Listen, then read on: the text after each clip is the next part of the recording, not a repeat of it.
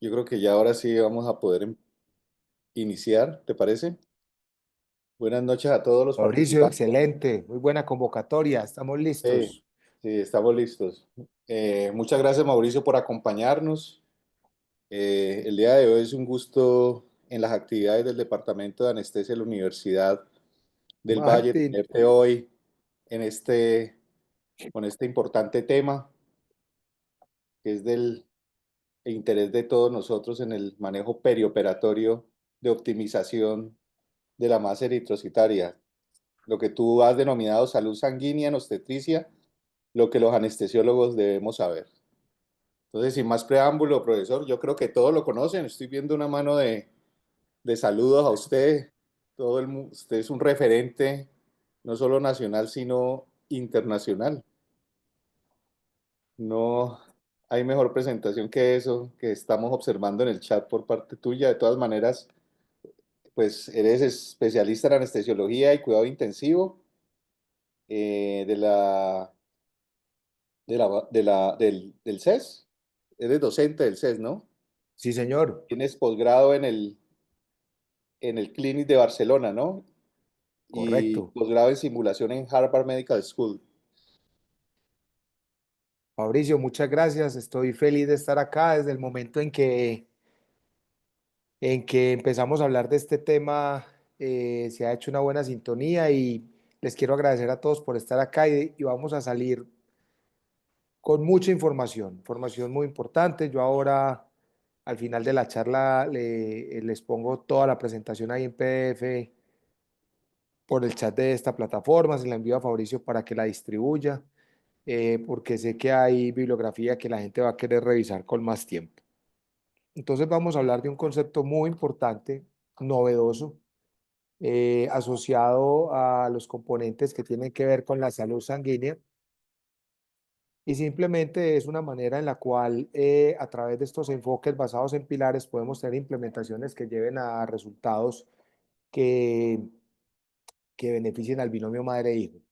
Esta presentación tiene tres tiempos. Tiene un tiempo inicial que está orientado a las estadísticas de morbimortalidad materna en el mundo, lo cual es muy importante que estemos contextualizados. Y posteriormente vamos a revisar los cambios que hay en la estrategia de PBM en cada uno de los pilares en el área obstétrica, para al final poder, después de toda esta bibliografía y compartir con ustedes estos elementos, poder tener un espacio para preguntas y para discusión.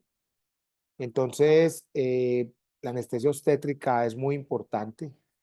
En agosto 28 al 30, en el marco del Congreso Nacional de Anestesiología en la ciudad de Medellín, vamos a celebrar el segundo Congreso Mundial de Anestesia Obstétrica. Tenemos alrededor de 40 conferencistas de talla internacional, especialistas y líderes en el área de la anestesia obstétrica, aparte del programa que tenemos para el Congreso Nacional. Y obstetricia es un área donde todo la tenemos que hacer y los esperamos de verdad por acá, porque como decimos aquí en Antioquia, vienen todos los cacaos de anestesia obstétrica del mundo. Al inicio de esta semana, el lunes, mm, se hizo la apertura a la celebración del Día Mundial de la Salud por parte de la Organización Mundial de la Salud, el 7 de abril. Y estábamos esperando este día porque se iban a liberar documentos muy importantes en el área de mortalidad materna. Entonces, el primer dato que nos deja muy tristes es que cada 7 segundos en el mundo, el binomio madre-hijo muere por complicaciones asociadas al embarazo, parto y puerperio. Esto es una tragedia. Y hay gran inequidad. Esta estrategia ha mostrado que en países que son de bajos y medianos recursos, que tienen conflicto armado, que tienen problemas sociales graves, ocurre una de 51 muertes. Una de cada de 51 muertes de mujeres en embarazo mueren. En cambio, en las otras regiones que no tienen estos problemas, la estadística es de 1 en 593. Entonces, miren el marco de inequidad que representa esto. Ese mismo día se liberó un documento que nosotros utilizamos mucho para enmarcar cómo han venido las acciones, que es el documento de tendencias y estimados en mortalidad materna. Y la razón de mortalidad materna en el mundo se actualiza. Este es el corte realizado el 11 de marzo del 2025 para esta publicación. Y nosotros siempre estamos como en esos rangos que están alrededor de las 20 a 100 muertes maternas por 100.000 en razón de mortalidad materna. El problema que nosotros tenemos es una brecha. Cuando ustedes ven estos países aquí más oscuros, que es donde se mueren por encima de 400 y 500 muertes maternas por 100.000, en nuestras regiones, aunque el promedio da en ese rango, tenemos sitios que no tienen nada que envidiarle al África subsahariana, al Asia pobre, y sitios que no tienen nada que envidiarle a Suiza. Entonces, nosotros tenemos que pelear con el tema de la brecha y la inequidad. Pero lo que sí nos dejó muy preocupados fue en este informe de tendencias ver cómo en esta gráfica, aquí están todas las regiones del mundo, miren cómo hay dos regiones que, este es el pico de COVID en todo el mundo que aumentó mortalidad materna, hay dos regiones estacionarias, Latinoamérica y Australia y Nueva Zelanda. Pero Australia y Nueva Zelanda está estacionaria en el rango de por debajo de un dígito las muertes maternas.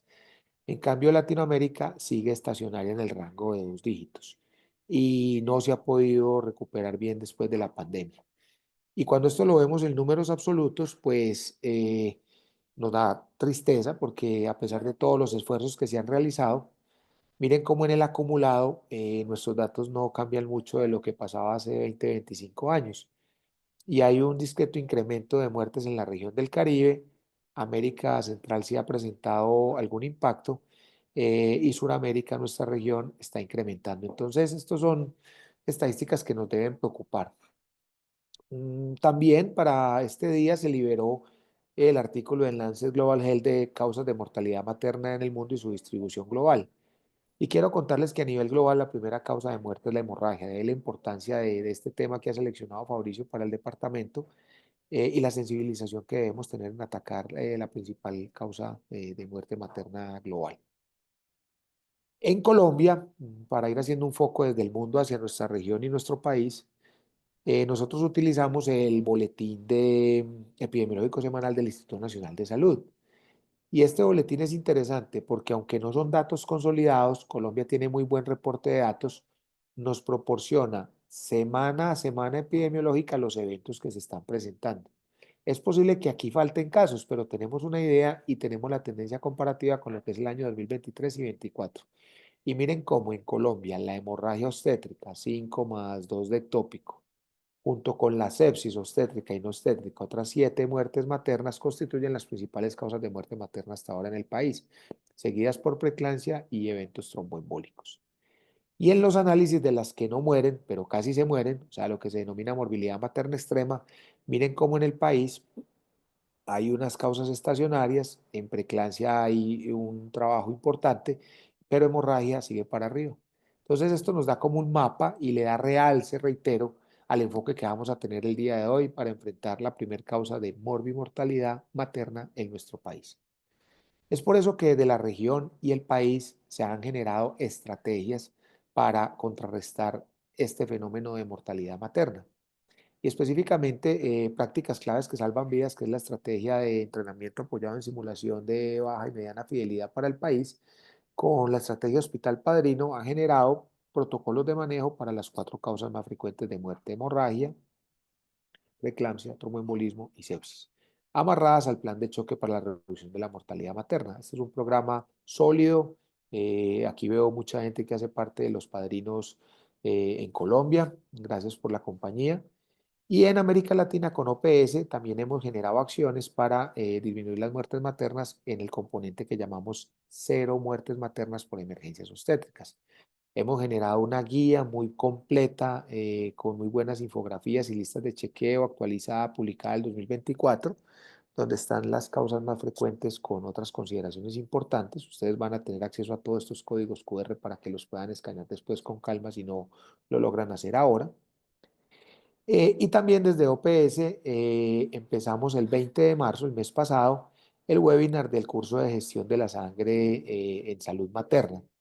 Ya para el 7 de mayo vamos a tener la charla de PBM en obstetricia con el Pilar en Foco 2 y vamos a liberar el mes entrante en la plataforma virtual de OPS el curso virtual para capacitación en el manejo de pacientes obstétricas críticamente enfermas. O sea, tenemos que estar muy activos. Esto es un problema de salud pública gravísimo y con las estadísticas que les mostré no podemos parar y nuestro grupo, donde hacen parte muchos colegas de toda la región, interprofesionales, obstetras, intensivistas, internistas, enfermería, anestesiología, pediatría, apoyamos todas estas estrategias para poder generar todo este material gratuito para ustedes. Entonces, la propuesta de hoy, vamos a ir ya cerrando el foco y orientado a lo que se ha denominado por sus siglas en inglés el PBM, que en español nos han pedido que lo hablemos, gestión de la sangre en obstetricia. Y como los programas fuertes en salud pública, esto es un enfoque sistemático basado en la evidencia, centrado en el paciente, cuyo objetivo tiene mejorar desenlaces para que se administre y se preserve la sangre de los pacientes, al tiempo que promueva su seguridad y empoderamiento. O sea, en países de más bajos recursos, cuando se logra que los pacientes se empoderen de su cuidado, los resultados son mejores. Si nosotros logramos empoderar a los pacientes para que mantengan su masa eritrocitaria, tengan buena nutrición, reporten las pérdidas sanguíneas, tengan tratamientos tempranos, eso va a ser mucho mejor que simplemente sean consultadores habituales cuando tengan síntomas. Y entonces desde antes nosotros a este programa ya le veníamos diciendo que era como una estrategia para cuidar la sangre, lo llamábamos así, cuidar la sangre. Los programas de PBM no dicen que hay que evitar las transfusiones sanguíneas. Los programas de PBM dicen que hay que tener un uso racional de estas cuando estén indicadas, porque hacer la transfusión sanguínea como un trasplante de órganos se asocia a complicaciones leves, moderadas a severas y sobre todo en pacientes que desarrollan coagulopatía masiva y hacemos grandes reposiciones con protocolos de transfusión masiva cuando no podemos hacer terapia guiada, pues la incidencia de TACO y de TRALI, lo que se llaman la injuria pulmonar aguda y la sobrecarga aguda de volumen asociada a transfusión, en especial en los componentes amarillos, es muy importante.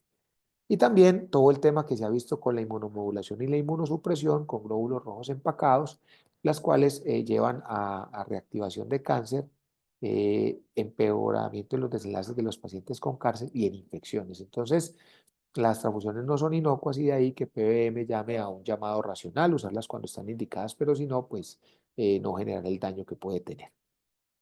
Entonces, al ser una estrategia implementada por la Organización Mundial de la Salud, genera una manera de hacerlo basado en los tres pilares. Esto es un protocolo universal de adaptación. Para los anestesiólogos que están acá, nosotros tenemos en cirugía lo que ya denominamos los procedimientos ERAS, las cirugías de recuperación acelerada. ERAS tiene tres pilares, antes de la cirugía, durante la cirugía, después de la cirugía. PBM en el contexto perioperatorio y periparto tiene esos tres pilares, antes del nacimiento, durante el nacimiento y después del nacimiento. ¿Qué? Prevenir y tratar la anemia, manejar la hemorragia y buscar activamente la anemia en el post para corregir esos depósitos de hierro en el puerperio y que la mujer inicie su ciclo de vida posteriormente sin anemia. Entonces, estas estrategias basadas en pilares que tienen que ver de manera pragmática con facilidades para la implementación, se suman este año a un excelente documento en el cual en marzo del 2025 se libera el tan esperado la guía de implementación de PBM apoyado en esa palabra nueva que creamos con Fabricio ahí para denominar la charla que se llama la salud sanguínea, el Blood Health. Y este concepto de salud sanguínea es un concepto muy interesante, es un concepto en el cual la sangre debe ser vista como un órgano, o sea, la literatura mundial ahora en salud está buscando cuáles son los nuevos órganos, el peritoneo, el mesenterio, el endotelio, la sangre es uno de ellos, y le aplican a este concepto de salud sanguínea las estrategias de salud pública con prevención primordial, primaria, secundaria, terciaria y cuaternaria. Y promueve la instalación en ese cuidado de la sangre como un órgano, promoverlo en un marco de salud pública y una estrategia jalonada desde la Organización Mundial de la Salud y los países miembros, pues mejorar los desenlaces. El día de hoy, Anestesia y Analgesia publica este excelente editorial donde muestra, pues, como a la literatura anestesiológica el concepto de salud sanguínea y definitivamente corrobora, pues, todo lo que veníamos hablando. La sangre de los pacientes debe cuidarse como cualquier otro órgano o sistema orgánico, así como uno cuida, no falle el corazón, que no falle el riñón, que no fallen los pulmones, pues debemos cuidar que no falle la sangre, que no fallen los sistemas de coagulación y de esta manera, al promover este cuidado, pues vamos a mejorar la salud y los resultados a nivel global de los pacientes y muchos otros resultados que se asocian en este manejo. Entonces, esta es como la introducción a este nuevo concepto de salud sanguínea. Y vamos ahora a continuar cerrando el foco y vámonos a ir a la paciente gestante en el concepto de PBM, que claro que se ha discutido. Este es un artículo de referencia bueno generado por el Grupo Europeo, donde se describen los tres pilares del PBM obstétrico. El primero es el tamizaje de la deficiencia de hierro y de la anemia, y buscar activamente pacientes que tengan trastornos de la coagulación que permitan tener intervenciones para antes del nacimiento. Pilar uno de PBM tiene más cositas, las vamos a ver hoy, no solo es anemia, que para nosotros son muy interesantes, para los que cuidamos del binomio madre-hijo. Pilar 2 es cuando la paciente sangra, cómo la vamos a manejar. Y pilar 3 está orientado a la detección y el tratamiento del déficit de hierro luego del nacimiento. Y en todos estos componentes tener un uso racional de los componentes sanguíneos. Nuestro grupo ha estado hablando de un pilar 4 que tiene que ver con la profilaxis de trombosis. Para los que estuvieron ayer en la capacitación en Cali con Thomas Croquemore, ven y se dieron cuenta que la trombosis mata más que la hemorragia. Nosotros al comienzo hacíamos todos los esfuerzos por salvar a una paciente del choque hemorrágico o en otros grupos poblacionales que no fueran obstétricos, pero como no se instalaban medidas de tromboprofilaxis, estos pacientes después se complicaban de eventos tromboembólicos y morían. Entonces hay una tendencia ahora a hablar hacia ese cuarto pilar que quiere decir del PBM al PCM en inglés, el Patient Clot Management, porque la trombosis también mata y mata más que la hemorragia. ¿Qué hay de PBM obstétrico que nos dé esperanzas? Este estudio de los colegas de Abu Dhabi, de Estados Árabes, publicado en Anestesia y Analgesia a finales del año pasado, liderado por un colega del Comité de Anestesia Obstétrica de la WFCA, nos muestra cómo este grupo logró, en un estudio de seguimiento de 353 pacientes que presentaron hemorragia importante, más de 2 litros, a través de múltiples estrategias, tres hicieron la diferencia. Para ellos fue importante la utilización de hierro parenteral, la utilización de los sistemas de Cell Saver en obstetricia y la utilización de monitoría viscoelástica. Nosotros tenemos que realizar trabajos en nuestra región orientados a saber cuáles son esas estrategias de todos los componentes que tiene PM que nos puedan ayudar.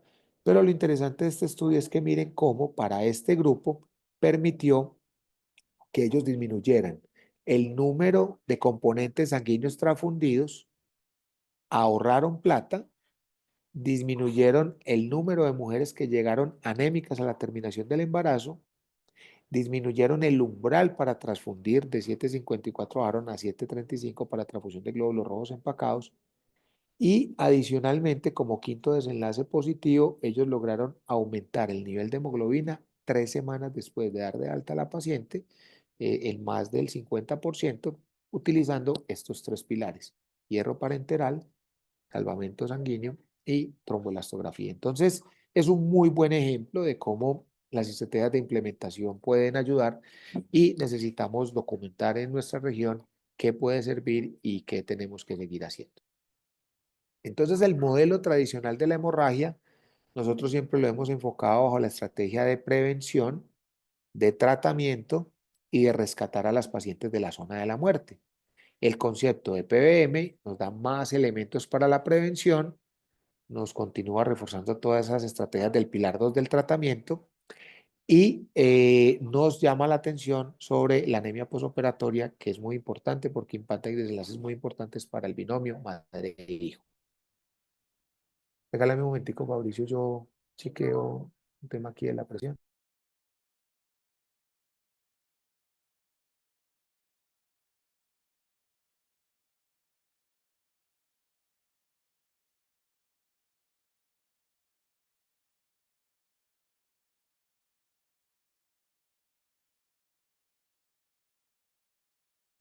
Quiero verificar si me están escuchando nuevamente y me están viendo. Estamos viendo y se está escuchando claramente. Muy bien. Entonces, recientemente, este mes, se revisó en Lancet las causas que llevan y los factores de riesgo que llevan a hemorragia posparto. Y esta revisión ha sido muy importante porque aunque siempre hablamos de anemia, nos permite identificar muchos otros grupos de riesgo que podemos intervenir y podemos hacer medidas durante esa estrategia de pilar 1, a diferencia de la anemia que es muy importante para lograr de impactar. Entonces, puntual, en pilar uno en embarazo. El déficit de hierro es la deficiencia nutricional más frecuente en todo el mundo. Las embarazadas se tamizan en los controles prenatales antes, durante todos los 3 trimestres, e idealmente deben ser tamizadas en el puerperio para evitar que salgan anémicas del puerperio. Y es muy importante en la clasificación chequear siempre ferritina para medir y diagnosticar la deficiencia de hierro. De manera interesante, en el 2024, la Organización Mundial de la Salud publicó la nueva guía con los puntos de corte de anemia en todos los grupos poblacionales, niños, adultos y mujeres en embarazo. Y excepto en el segundo trimestre, que hay el efecto dilucional del aumento del volumen plasmático de la embarazada y pueden estar por debajo de 10,5, en general se considera anemia cuando una embarazada está por debajo de 11 gramos por decilitro. Y esta guía tuvo otra cosa muy importante. Nosotros siempre mencionábamos la importancia que tienen las enfermedades parasitarias, la desnutrición, una serie de aspectos que ellos valoraron y ellos encontraron que de todos estos factores modificables, de los más importantes era el nivel sobre el nivel del mar en el cual vivían las pacientes. Entonces, si el punto de corte es 11 para anemia en embarazo, pero la paciente vive, yo vivo en Medellín, a 1600, esas pacientes deben tener 12,1 de hemoglobina, deben tener 1,1 más. Si viven en Bogotá, que está a 2600, deben tener 1,8 más, casi 13. Aquí hay conectado gente que vive en regiones andinas con alturas que sobrepasan los 3000 y los 3500 metros. O sea, esto es importante porque aunque nosotros nos quedamos con un número y una cifra que debe existir, es importante para el seguimiento de las políticas de salud pública, este ajuste es importante hacerlo y nos puede llevar en ocasiones a optimizaciones que pueden estar por encima de ese rango que estamos viendo de 11.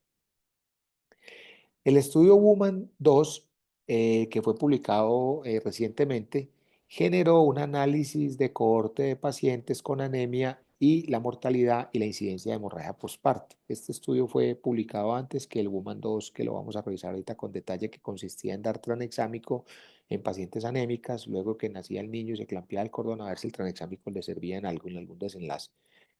Este estudio fue importante porque ellos lo tuvieron que publicar antes del análisis interino porque encontró que las pacientes con anemia moderada en el rango de 7 a 10 tienen 6% de probabilidad de hemorragia posparto y un incremento en la muerte y en los criterios de NIARMIS de la Organización Mundial de la Salud significativo.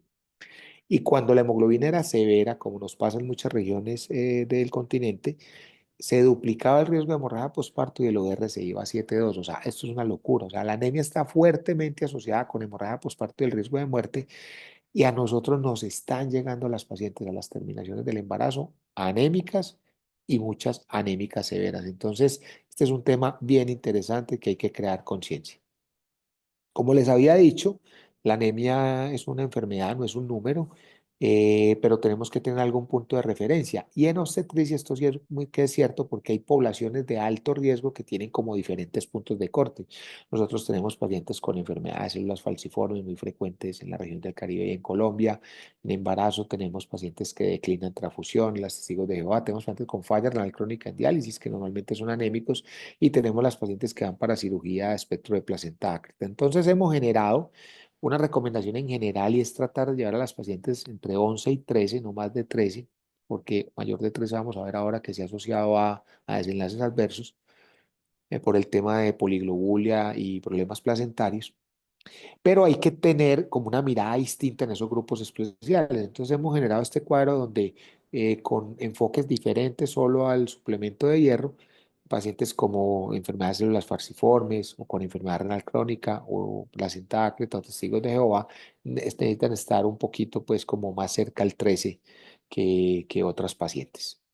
Para nosotros en la planeación perioperatoria estos dos subgrupos son muy importantes, espectro de placenta ácrita y testigo de Jehová.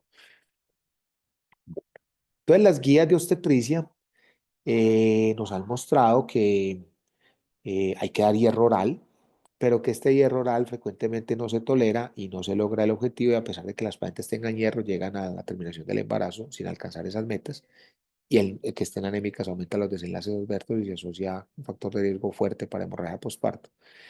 Y la tendencia actual es a utilizar hierro intravenoso, porque es que volvemos a lo mismo, si vamos a hacer PBM, hay gente que dice, le reservo sangre y se la pongo. Bueno, pero si yo ya sabía que venía anémica y por eso le reservé la sangre, ¿por qué no trato con una estrategia que puede repletar esos depósitos de hierro de manera rápida y que tiene mayor predicción que el hierro oral, tratar de llevarlas con un mejor nivel a la finalización del embarazo? Entonces, la indicación actual en todas las guías publicadas recientemente es que hay una tendencia a utilizar hierro intravenoso, hay que disminuir las barreras para hacerlo, en especial las mujeres que están anémicas al final del segundo trimestre, tercer trimestre, o que no toleran la parte oral o que no se alcanzan las metas con la parte oral. Entonces, ¿cuál ha sido la controversia? Como especialistas en medicina perioperatoria, nosotros estamos tratando en poblaciones no obstétricas de que todas las pacientes tengan al menos 13 de hemoglobina o más cuando van a cirugías de riesgo moderado o alto. Eso está claro, está definido. Es un estándar de buena práctica. Pero en embarazadas, tener más de 13 de hemoglobina se ha considerado que puede estar asociado a un mayor riesgo de resultados perinatales adversos, parto prematuro, bajo peso al nacer, preeclampsia, etcétera. Entonces ha sido difícil, la gente siempre nos pregunta en los cursos es, con esa recomendación del punto de corte en 11, ¿cuál sería entonces la recomendación para las mujeres embarazadas? ¿Con qué hemoglobina llegar? Entonces, este año un grupo de expertos en anestesia obstétrica que van a estar, la mayoría de ellos acá en Medellín, en el Congreso Mundial de Anestesia Obstétrica, sacaron una excelente carta al editor con una frase que es contundente. Si yo no tomo la temperatura, no voy a encontrar la fiebre. Si yo no mido la anemia, no la voy a poder tratar.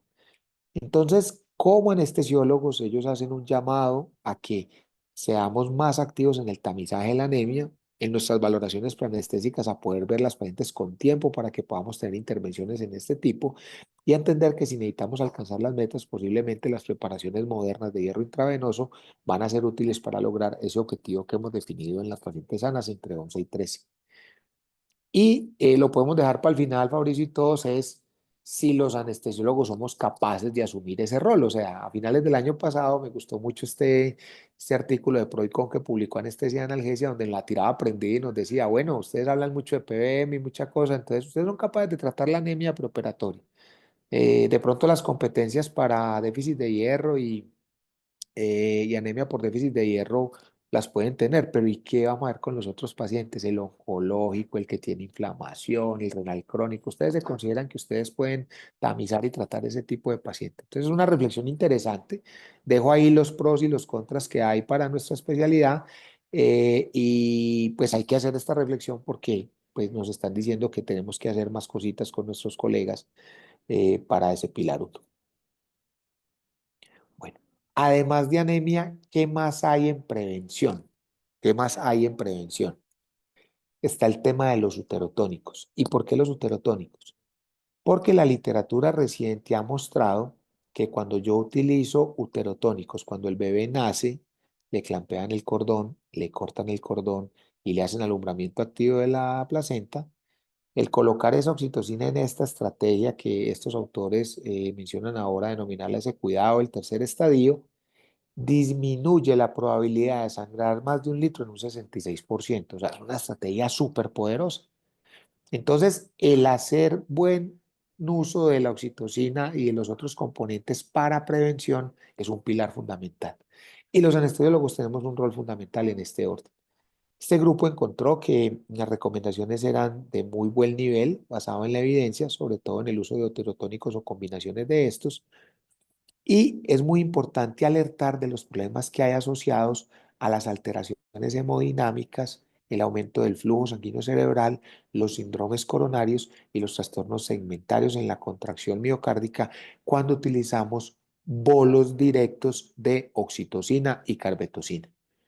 Este estudio clásico nos muestra que cuando yo doy 5 unidades en bolo de oxitocina, miren la frecuencia cardíaca, taquicardia severa y miren la hipotensión tan severa que se produce, comparado cuando yo esa misma dosis la coloco en una infusión que no es rápida, que no es un bolo directo.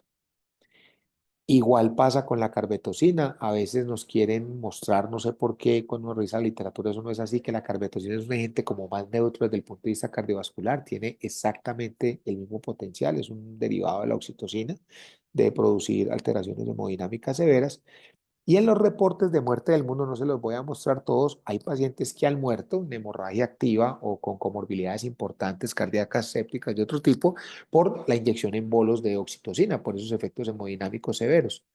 Entonces es por eso que la literatura se ha preocupado por mostrarnos cuáles serían los regímenes ideales de dosis de oxitocina, de carbitocina y otros uterotónicos, tanto en la paciente que va a cesárea electiva y en la paciente que va a una cesárea, que la paciente venía con goteo de oxitocina para acelerar el trabajo de parto. Y en ese orden de ideas, el grupo de Canadá del doctor Carvalho definitivamente son los que han llevado la batuta en esto. No les voy a mostrar toda la tonelada de artículos que hay en eso. Voy a citar como el artículo que ellos mostraron de cierre. En cesárea lectiva, en una paciente que no venga con goteo de oxitocina, la dosis inicial de oxitocina y carbetocina para iniciar la contracción es de media unidad de oxitocina o de 20 microgramos de carbetocina. Como la carbetocina tiene una vida media prolongada y no necesita infusión, se da solo una dosis de 20 microgramos, pero como la oxitocina tiene una vida media corta y necesita infusión por 4 horas, que son los protocolos internacionales para prevenir la hemorragia postparto luego de cesárea, pues se deja con una infusión por 4 horas. Pero miren que la dosis de iniciación es baja y se evita dar en bolos directos. Inclusive nuestra guía nacional dice, cuando dé el bolo inicial de oxitocina por vía venosa, delo en un periodo que no sea mayor a 3 minutos. Nos preocupamos para quedar así en la guía, para evitar el problema de la inyección directa. ¿Qué pasa en esos úteros que están cansados, que vienen con goteo de oxitocina y las programan para cesárea? En esas pacientes la dosis de oxitocina es mayor. ¿Por qué? Porque pues tienen regulación hacia arriba de los receptores, porque tienen depresión en el calcio intracelular, intramiometrial. Pero ¿cuánto es más? 3 unidades. La de 90 es 3, no es ni 5 ni 10. Entonces, en vez de una, para las que traen oxitocina, para iniciar la contracción se necesitarían 3 unidades que no sean colocadas en bolo.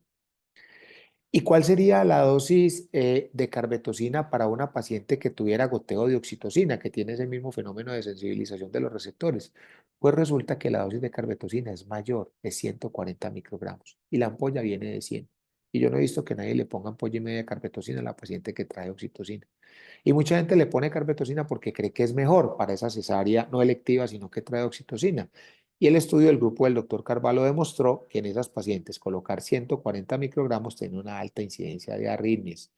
Entonces, en estas pacientes que traen oxitocina, la idea es continuar el bolo de 3 unidades lento, no rápido, directo, con la infusión por 4 horas de oxitocina, porque ya vemos los problemas que tiene la carbetocina en ese grupo poblacional.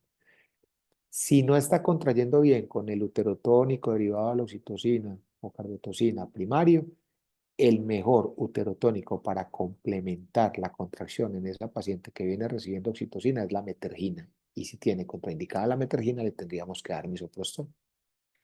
Y otro elemento importante de esta revisión que les mostré es que nos llamó la atención que el misoprostol cambia en la vía, no lo usan rectal, lo recomiendan bucal, sublingual, oral y bajan la dosis a 400 microgramos. ¿Por qué?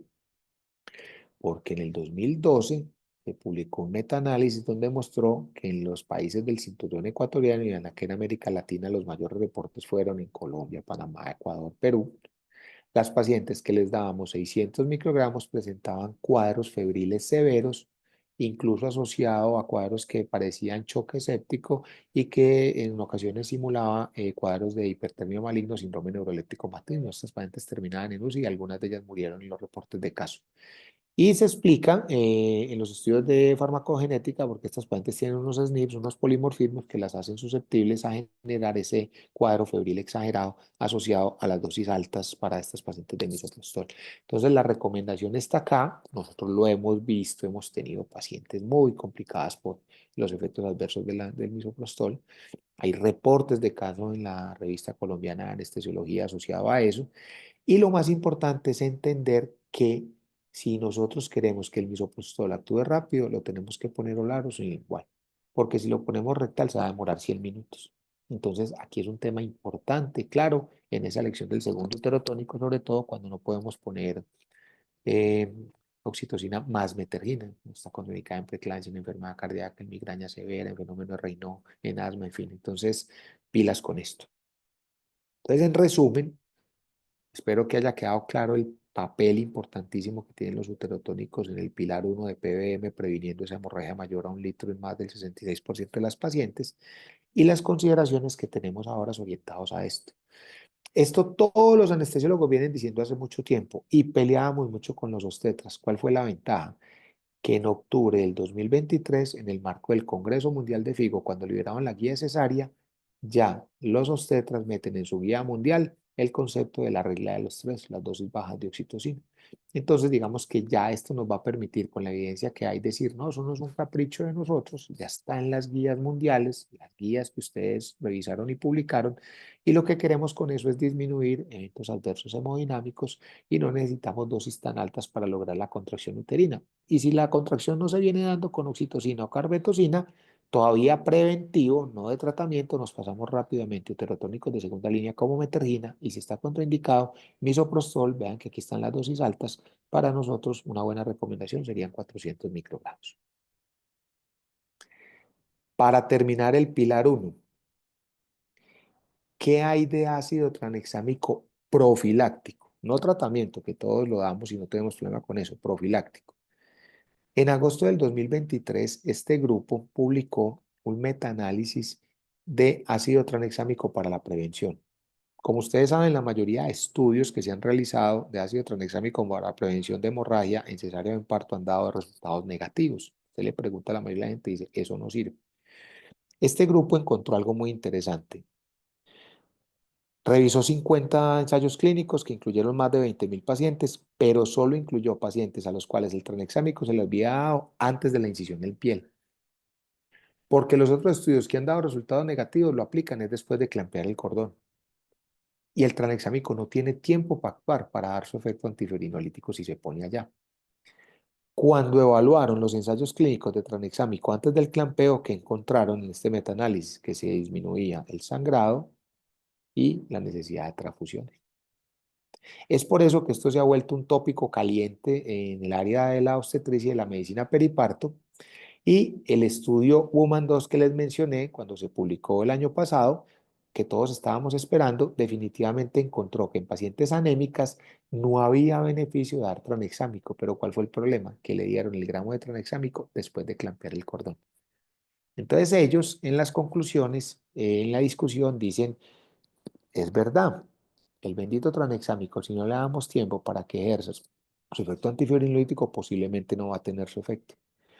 Entonces reunieron a los autores de los 5 ensayos clínicos más tesos que hay de tranexámico en obstetricia. Uno de ellos, el Woman Trial, era el de tranexámico terapéutico y el Woman 2 era el que les acaba de mostrar, anemia ácido tranexámico, los europeos TRAP 1 y TRAP 2, que es parto y cesárea, y el de Luis Pacheco en la unidad de materno-fetal en Estados Unidos. Eh, ¿Y qué tienen estos ensayos clínicos? Que 4 de ellos utilizaron tranexámico profiláctico, pero después del nacimiento y lo colocaron después de que se clampeaba el cordón. Pero ¿qué mostró el metaanálisis de análisis individuales de estos 5 estudios con 54.000 pacientes? Que se disminuía de manera significativamente estadística la mortalidad asociada a hemorragia y tuvo el poder para definir que no había riesgo tromboembólico de la utilización de ese ácido tranexámico en la madre y no hubo problemas para el niño. Entonces concluyen que debe ser considerado el uso de tranexámico antes de la incisión en piel o antes de que el niño nazca, cuando esté coronando, cuando esté el más 3 y esté coronando, para pacientes que tengan alto riesgo de hemorragia posparto y morir. Es por eso que se está desarrollando en este momento un estudio en África y Asia pobre que se llama Line Woman. Está suministrando tranexámico venoso y o muscular en el vasto lateral, que ya se demostró que se absorbe bien y da buenos niveles plasmáticos, 1 gramo.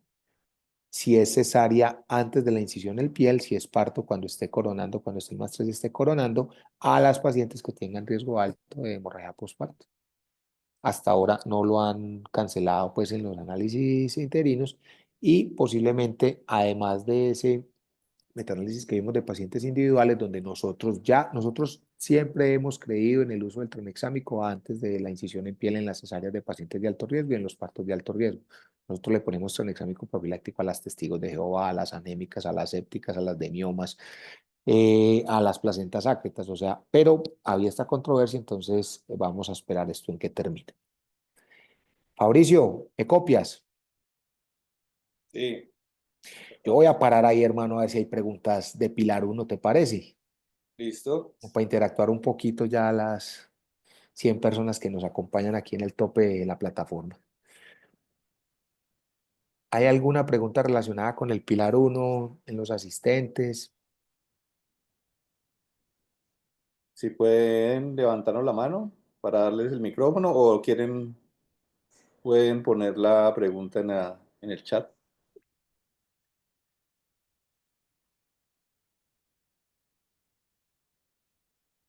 Héctor Lacasia. Doctor Lacasí de Chile. Héctor, hola. Ya le voy a dar Muchas gracias.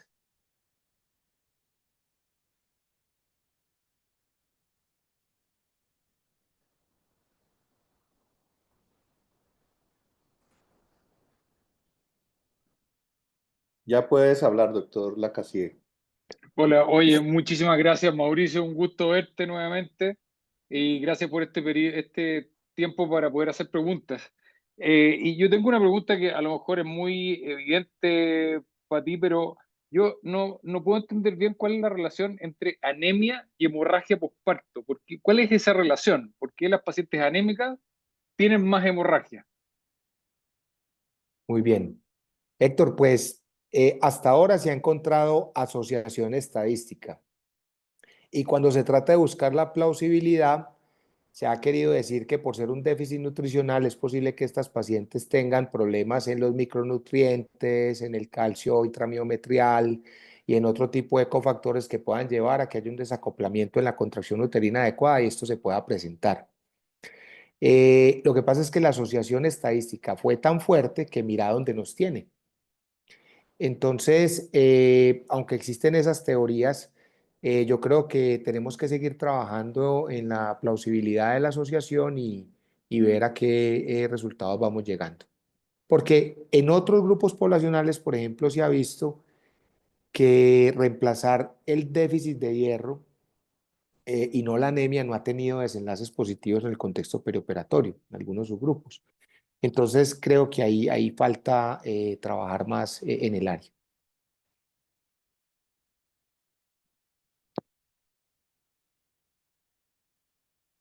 Hola, Héctor.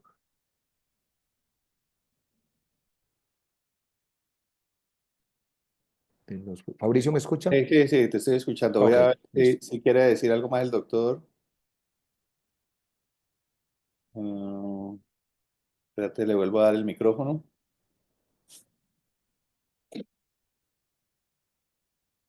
Doctor, ¿tiene el micrófono otra vez, Héctor?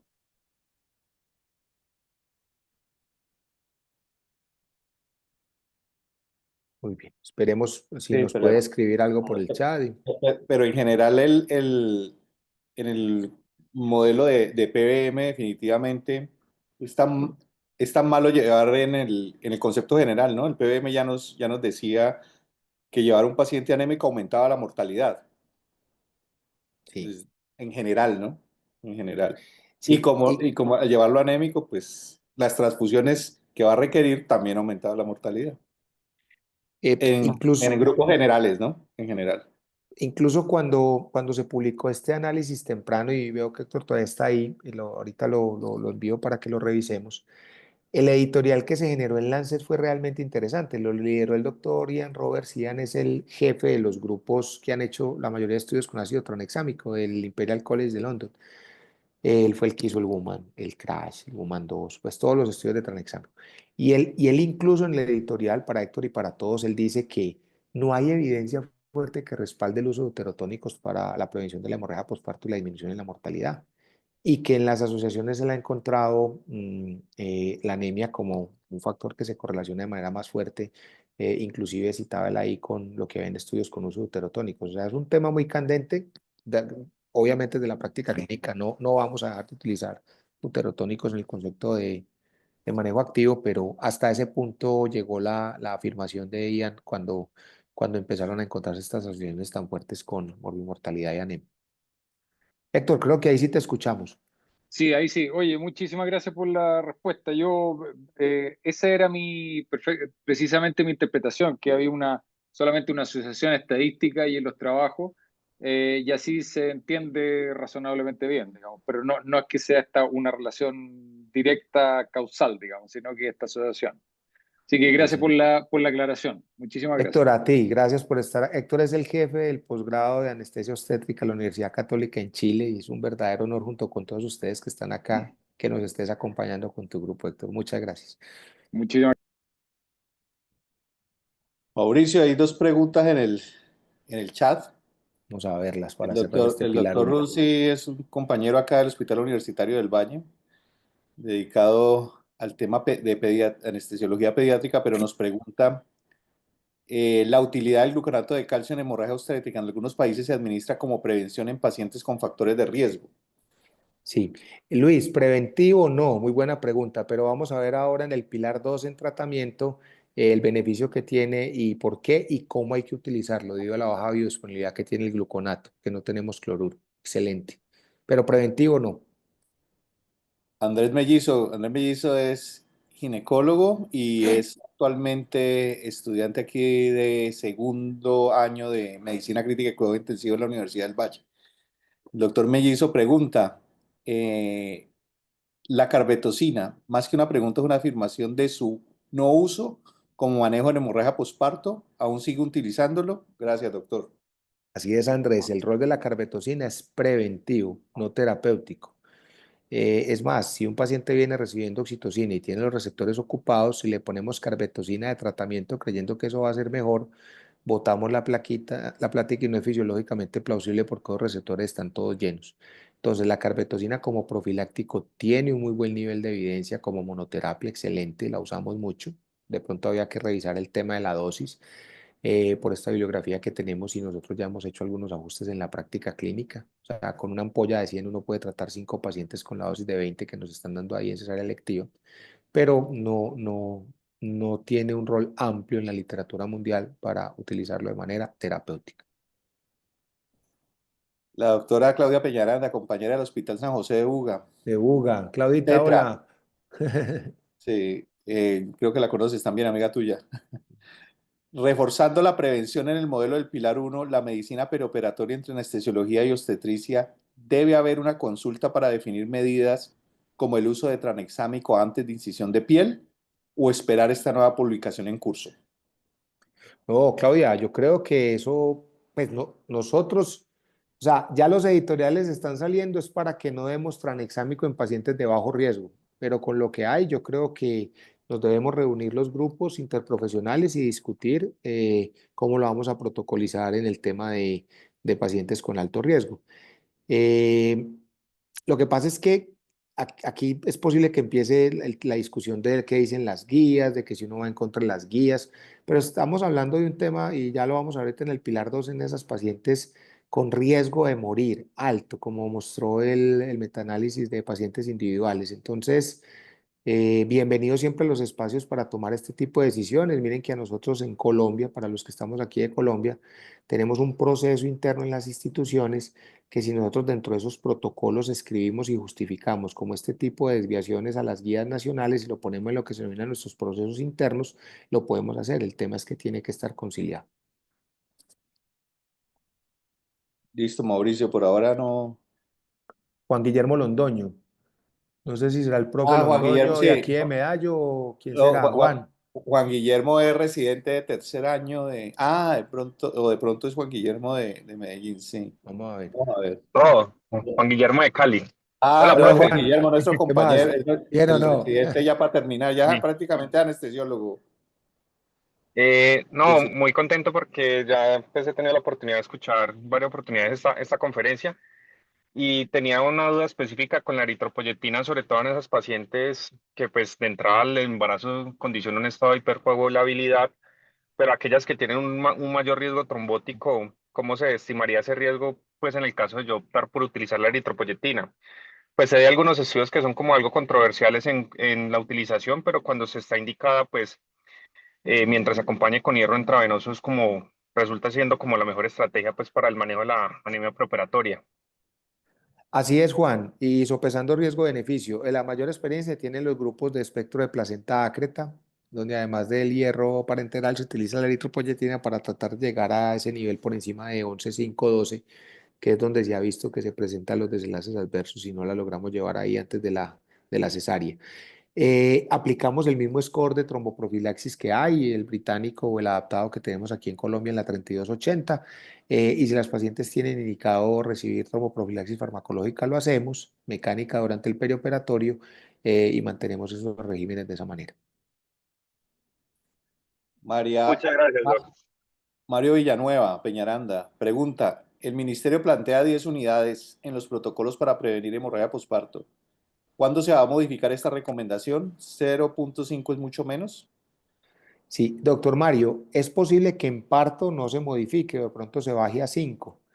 En cesárea, que las pacientes tienen un bloqueo simpático de base donde tienen mayor labilidad, Figo ya lo cambió y es posible que en las próximas revisiones que hagamos acá con los grupos asesores para las guías colombianas, esta nueva literatura se revise y lleguemos a la recomendación. Entonces, yo creo que es un tema de tiempo. Acuérdense que a veces las guías nacionales requieren unas mecánicas de revisiones y de guías de práctica clínica basadas en la evidencia con unas características que implican dinero, tiempo, experticia, redacción. Entonces, no creo que baje la recomendación en parto, creo que sí va a bajar en operación cesárea, por lo que le mencioné. Ricardo Fuentealba, de Chile. Richard. Ujú. Gracias, Mauricio. Pregunta, ¿la respuesta hemodinámica de la oxitocina y sus derivados tiene diferencia entre grupos con farmacogenética distinta? ¿La N95 de oxitocina es igual en grupos étnicos europeos versus latinos? Richard, qué pregunta tan buena. O sea, de las señoras que más sabe de farmacogenética en el mundo es una anestesióloga radicada ahorita en los Estados Unidos, que es la doctora Rolando, viene al Congreso Mundial. Ruth, cuando hizo todos los estudios de SNPs, de polimorfismos, la oxitocina no tuvo SNPs para tener estas respuestas diferenciales. Sí la tuvieron el labetalol, los vasopresores. Héctor sabe mucho del tema porque revisó y participó en varios estudios con Ruth en ese tópico de polimorfismos. Entonces, no hay hasta ahora polimorfismos descritos que lleven como a cambios en la práctica clínica, pero muy interesante. Acuérdate que esto fue tan grave en la época que estamos de medicina de precisión que muchos expertos mundiales dicen que en el marco de un ensayo clínico para poder tener reproducibilidad se deberían hacer perfiles farmacogenéticos para definir si en esos subgrupos de pacientes hay gente con polimorfismos que jalan la muestra para algún lado o no. Eso ha sido pues un tema bien interesante, pero por ahora quedémonos en que vamos como estamos. Buenísimo. Listo, Fabricio. Bueno, Mauri, sigamos. Bacano, seguimos. Ustedes me Acá. avisan, pues yo me emociono aquí, ¿no? Vamos para el Pilar 2. Vamos al Pilar 2, sí. Bueno, me confirma si están viendo la pantalla. Sí, Mauricio, lo estamos viendo. Bueno, entonces, enfoque tradicional, Pilar 2, tratamiento y rescatarlas de la zona de la muerte, PBM Pilar 2. Bueno, ¿qué pasó? En el 2023, autores que lideran el proceso de las guías de la Organización Mundial de la Salud en hemorragia posparto publicaron en New England Journal of Medicine un ensayo clínico que denominan el Emotive Trial. Este estudio alaterizó a más de 200.000 pacientes en países de bajos y medianos ingresos y las expusieron cuando desarrollaban hemorragia posparto a un protocolo que llamaban el Emotive y a otra estrategia que era la estrategia usual. Ellos tuvieron un desenlace primario compuesto, que era hemorragia de más de 1 litro, laparotomía o muerte. Y hubo muchas peleas ahí por el desenlace porque los querían llevar a unos 5 o más, pero ellos decían que en esos países donde desarrolló esperar que una paciente sangrara más ya no la podían alcanzar. Por eso quedó el desenlace primario, ahí hago la aclaración. Y cuando se analizaron los resultados del estudio, mostró que la intervención, conocida como la sigla EMOTIP, disminuyó de manera significativamente el desenlace primario, como vemos ahí en los indicadores estadísticos. ¿Qué es el EMOTIP? El EMOTIP es una estrategia donde la E en inglés es early, detectar tempranamente la hemorragia postparto. Entonces, ellos utilizaron unos conos plásticos graduados que de acuerdo del país hacía que se activara la respuesta organizada a la hemorragia postparto, el código rojo estético para nosotros, en unos países de 300, en otros países de 500. O sea, la paciente llegaba ahí, tenían unas connotaciones asociadas al líquido amniótico. El plástico, cuando lo conozcan, tiene como una doble funda. La mayoría del líquido amniótico se va en la primera funda y no contamina la sangre. La sangre permite tener como mayor cuantificación y estimarla de manera adecuada. Entonces activaban el protocolo y le hacían a la paciente la M de masaje, la O de oxitocina, la T de tranexámico, IV de fluidos intravenosos y el algoritmo de las 4T para ver por qué sangraba y definir qué hacía. Esta estrategia fue tan poderosa que es recomendada actualmente por la Organización Mundial de la Salud y junto con estrategias que incluyen tener un kit de hemorragia obstétrica o de emergencias obstétricas, como lo tenemos aquí en Colombia y en América Latina, y hacer entrenamientos periódicos in situ por periodos de 90 minutos apoyados en simulación de baja fidelidad con los simuladores de Global, generando líderes, campeones y compartiendo las experiencias, lo consideran en este momento un punto de implementación grande. Ese estudio fue tan importante que cambió las recomendaciones de la Organización Mundial de la Salud en hemorragia postparto. Miren, recomendación 1, E de Early con los conos colectores. Recomendación 2, M de masaje, O de oxitocina, T de tranexámico, líquido intravenosos y escale el examen con el algoritmo de las 4Ts. Entonces nos metió en un problema porque, como muchos que están acá, los entes territoriales ahora nos están diciendo, hay que tener el cono ese para medir las pérdidas sanguíneas, como de manera objetiva. Y la gente que tiene un alto volumen, que piensa en costos, porque son una realidad, dicen, si yo tengo 6.000 nacimientos al año, ¿cuánto me valen tener 6.000 conos de...? Bueno, hay un tema ahí. Entonces, se ha querido como balancear muy bien todos los métodos que existen para cuantificar las pérdidas sanguíneas y hay que recordar que este es un protocolo que tuvo éxito, pero en países de bajos y medianos ingresos. Entonces, definitivamente, estimaciones visuales, los obstetras subestiman, los grupos quirúrgicos siempre subestiman, los anestesiólogos sobreestimamos, no se recomiendan. El método gravimétrico, digamos que es importante. Si uno logra pesar todas las gasas y los elementos quirúrgicos, cuánto pesan sin sangre, después empapados de sangre, vuelve y los pesa, ve la diferencia y le suma lo que hay en los colectores de líquidos, se correlaciona bien y está recomendado y es lo que hacemos en cesárea y en cesáreas complejas. Las bolsas calibradas que acabamos de mencionar en parto y en cesárea, que estamos más acostumbrados a los contenedores. Hay soluciones de inteligencia artificial, el Triton pues es un iPad, viene con la solución, uno escanea el canister y le dice ahí cuánta sangre hay, pues esto es muy interesante, lo validaron, pero pues no tenemos la manera de implementarlo masivamente. Y para los que están aquí, la mayoría en Colombia y en muchas de las capacitaciones con OPS, hablamos del índice de choque, o sea, esa variable fisiológica en la cual dividimos el pulso por la sistólica y si esa división da mayor a 0,9, activamos el código rojo obstétrico y nos permite tener activaciones precoces que con los criterios actuales. En general, ¿qué ha dicho la literatura? Que más que pelear por cuál protocolo y cómo lo hicieron y adoptarlo, es tener un protocolo que muestre desenlace. Yo sé que nosotros en Colombia tenemos una estrategia que tiene muy buena evidencia de beneficio, que fue la estrategia de código rojo obstétrico que se implementó a nivel nacional, con los ajustes puntuales que se hicieron a ciertos elementos como líquidos, tranexámico, componentes sanguíneos. Cuando uno revisa la literatura, dicen que hay dos estudios, el Emotiv y la experiencia del CMQCC, el Grupo de California, pero en general aquí el llamado es a tener protocolos, tener paquetes de atención con adherencia y seguimiento y auditoría para poder manejar estas pacientes. Lo que sí fue importante de esta discusión es que como ya hay tantos métodos para recolectar la sangre y la sangre queda ahí, y con el estudio de los de Estados Árabes de Abu Dhabi, que mostraron que para ellos Cell Saver fue de las medidas que más les impactó en los desenlaces, la literatura, Peter Kranke, un compañero del Comité de Anestesia Obstétrica de la Mundial, publicó recientemente un estudio donde muestra cómo el Cell Saver en obstetricia es seguro, no se asocia a embolia de líquido amniótico, simplemente añaden un filtro para desleucocitación y añaden un circuito adicional para aspirar macro lo que haya de líquido amniótico.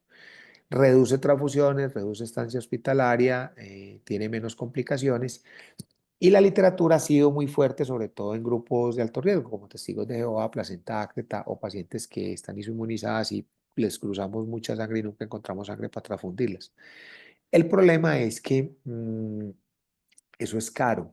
Y los equipos de Cell Saver a los que están acostumbrados en países de altos ingresos son los Cell Saver de cardiovascular, de cirugía mayor, que realmente son equipos costosos. Entonces, la guía de PBM, no tengo conflictos de interés en este caso, eh, recomienda equipos de cell saver como en el contexto de cirugía global, más baratos, que tengan mayor posibilidad de ser implementados sin tener tan alto costo. Y recomiendan dos. En América Latina tenemos este que se llama el EMA-Saver. Y mire que es muy similar a los contenedores de cirugía que tenemos, simplemente que tiene uno de ellos que permite hacer la recolección de la sangre, el lavado, la utilización de heparinas si se necesita, el centrifugado y el filtrado para después reinyectar. Y son elementos que sirven para cualquier estrategia de salvamento sanguíneo, no solo en obstetricia. Y se han publicado estudios en parto vaginal y en cesárea. Entonces, este es un tema donde pues toca comentarlo en este tipo de escenarios para valorar la literatura y pensar el nivel de alcance y de implementación que tenemos. ¿Qué más podemos hablar del nivel 2?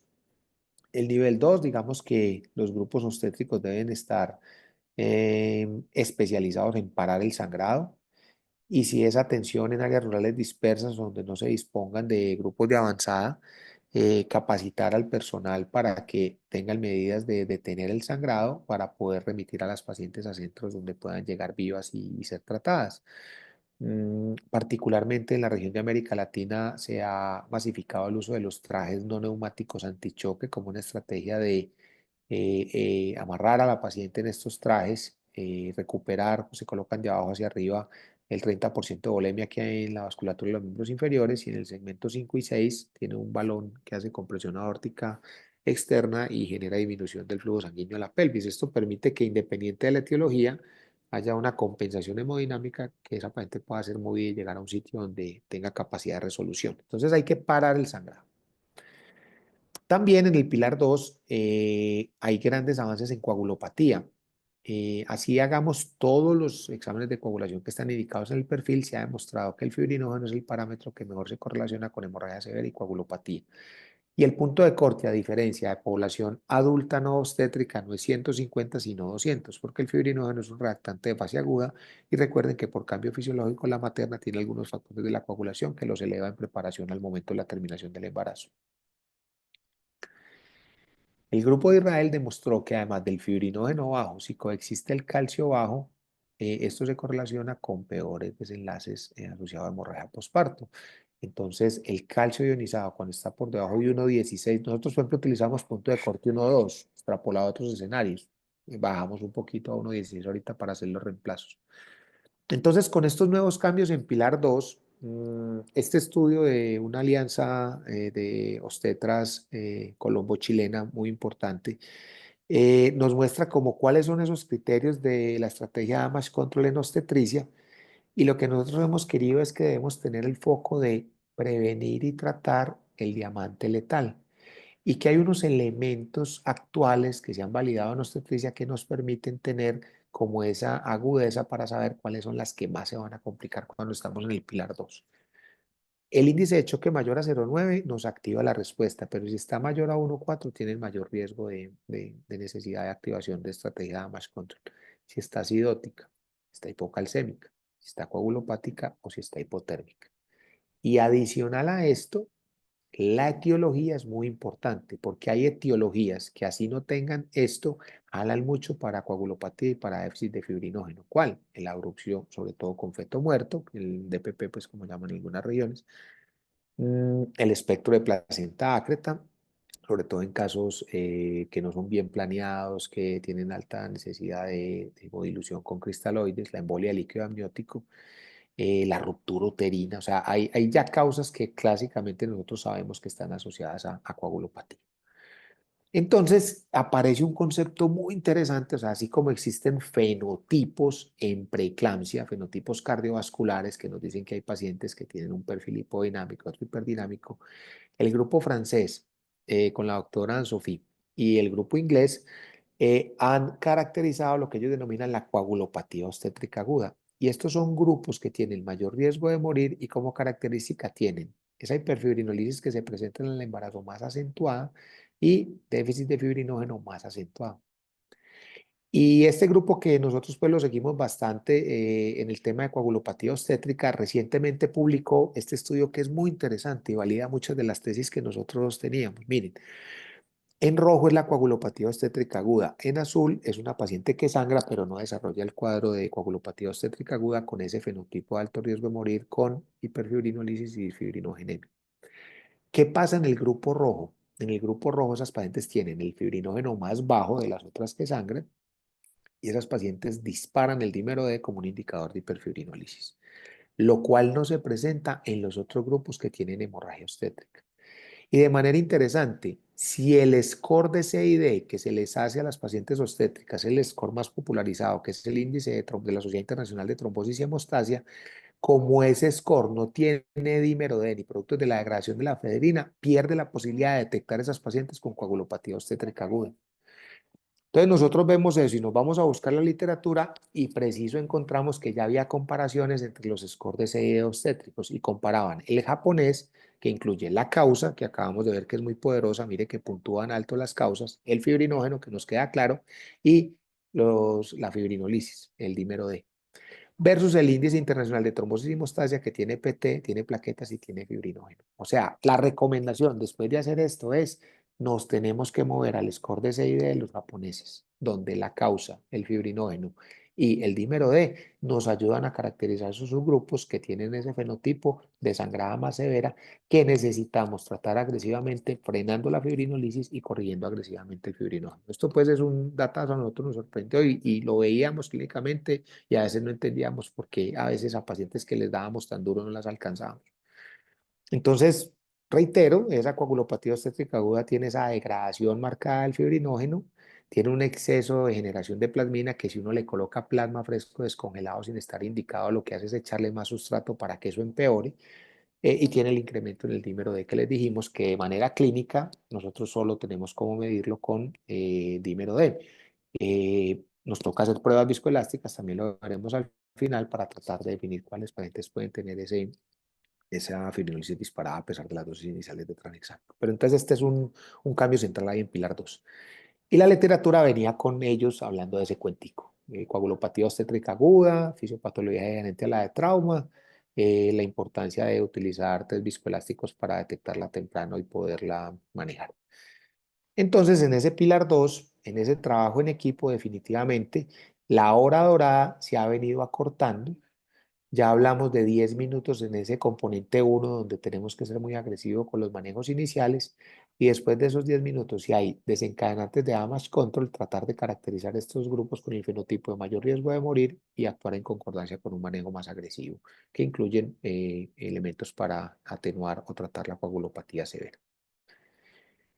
Entonces, como les decía que esto era una preocupación de hace tiempo, con un líder en anestesia obstétrica que se llama el profesor Robert Dyer en Sudáfrica, pensamos como en estrategias para manejar hemorragias posparto en sitios con recursos limitados. Y cuando nos planteamos este objetivo, quedamos como además de la importancia de parar el sangrado, que es el pilar fundamental, o sea, cuando un bote de goma, esos con los que uno navega, se estalla, pues no suena lógico echarle más aire, suena lógico es ponerle un parche. Entonces, lo mismo, nosotros llenábamos a las pacientes las hemoglobinas de cristaloides, le poníamos protocolos de transfusión masiva con cosas que no sabíamos si les faltaban o no, y los estudios empezaron a mostrar que los desenlaces no eran mejores. Entonces, vamos a mostrar que ha cambiado en el manejo de líquidos, en los componentes sanguíneos y en los coadyuvantes de la coagulación. Entonces, siempre con la ruta en el choque hemorrágico no obstétrico, se definió que en choque hemorrágico hay una tendencia internacional ya en damage control a no colocar en las primeras 6 horas más de 3 litros, ser muy racionales con el uso de cristaloides. El registro de trauma alemán, se los recuerdo, mostró que más del 40% que le colocaban los 2 litros famosos de antes del ATLS, que ya no están recomendados por ellos, hacían coagulopatía ilusional, si eran 3 más del 50, si eran 4 más del 70. Durante una época nuestra guía dijo que a la paciente había que colocarle 1 o 2 litros de entrada y que cuando uno cuantificaba el sangrado le debía reemplazar eso 3 veces a uno en cristaloides. O sea, es una señora sangraba 1500, le poníamos 1 litro, y había que ponerle 4500, la paciente ya estaba acá con coagulopatía ilusional severa por cumplir una guía. Estudios obstétricos mostraron, miren esta gráfica, que con diferentes grados de hemorragia posparto leve, moderada, severa, a todas las pacientes que recibieron más de 2 litros se les cayó el fibrinógeno, que es el chacho, el actor ahorita en coagulopatía obstétrica. O sea, el efecto dilucional sobre el principal actor, que es el fibrinógeno, se vio con ese manejo inadecuado de volumen. Y también la literatura mostró que ni las gelatinas ni los almidones son mejores, e incluso los almidones pueden ser peores por los riesgos que ya conocemos que dan en los grupos poblacionales de choque hemorrágico agudo. Entonces, las recomendaciones de fluidos están orientadas a utilizar venas periféricas de buen calibre y colocar bolos en promedio de 300 mililitros de cristaloides balanceados calientes y evaluar la respuesta, así como lo hacemos en la Guía Internacional de ATLS. El paciente responde rápido, responde transitorio y no hay respuesta. Y si con esas cargas de volumen los pacientes tienen respuesta transitoria o no respuesta a volumen, miren que es otro criterio para sumar a las estrategias de damage control. Eso es importante en los fluidos porque la verdad tenemos que decir que nos están llegando a los pacientes muy positivos. ¿Verdad? Les dan mucho líquido los grupos obstétricos en el afán de reanimarlas en servicios de urgencia. Antes ya los quirófanos y la UCI dan dosis exageradas y cargas exageradas de cristaloides. Bueno, ¿qué más ha cambiado? A mí me gusta esta cascada de la coagulación, me parece como más práctica. O sea, después de que una mujer tiene un hijo y si sangra, se le eleva la fibrinolisis y le cae el fibrinógeno. Parece chévere como para hacer el abordaje. Entonces, como le incrementa la fibrinolisis, se le pone tranexámico, como le cae el fibrinógeno, se mide y si está bajo, se le pone fibrinógeno. Entonces, habíamos dicho que en pilar 2, en el tranexámico terapéutico, no hay problema. ¿Cuál sería el problema? Iniciarlo después de las 3 horas de que se haya presentado el inicio de la hemorragia, porque ahí sí aumentó la mortalidad por macro y microtrombosis. Y esa dosis se puede repetir en 30 minutos en otro bolo de 1 gramo. O sea, estos del Woman, donde está, reitero, Ian Roberts y Salima Akur, cuando hicieron el crash, ellos dijeron 1 gramo ya y 1 gramo por 8 horas de bomba de infusión. Y después nos decían, la embarramos porque todo el mundo no tiene bombas de infusión. O sea, en los próximos estudios tenemos que hacer estudios que nos garanticen niveles farmacocinéticos de tranexámico sin la necesidad de tener bombas. Y estudiaron varias vías y por eso la recomendación del Woman ya fue 1 gramo ya, las primeras 3 horas que se puede repetir en 30 minutos. En la Inhuman que les mostré ahorita en Pilar 1, ustedes ven que inclusive validaron la utilización intramuscular en el vasto lateral. Tiene buen rendimiento farmacocinético. Entonces, a veces pelea uno mucho en intensivos porque lleva a las pacientes con bolos, no le ponen la infusión por 8 horas, pero como ellos están acostumbrados al crash, tenemos problemas, hay que sentarse a conciliar estos estudios. Fibrinógeno bajo. Aquí pues los británicos han publicado estudios muy contundentes. El primero del 2015 mostró que cuando ellos empezaron a utilizar manejo guiado versus paquetes de trauma, o sea, poner el plasma, las plaquetas, los glóbulos rojos, versus ver qué tenía abajo y colocárselos, ellos claramente tuvieron sobrecarga de volumen y tendencia a las otras alteraciones asociadas a transfusiones.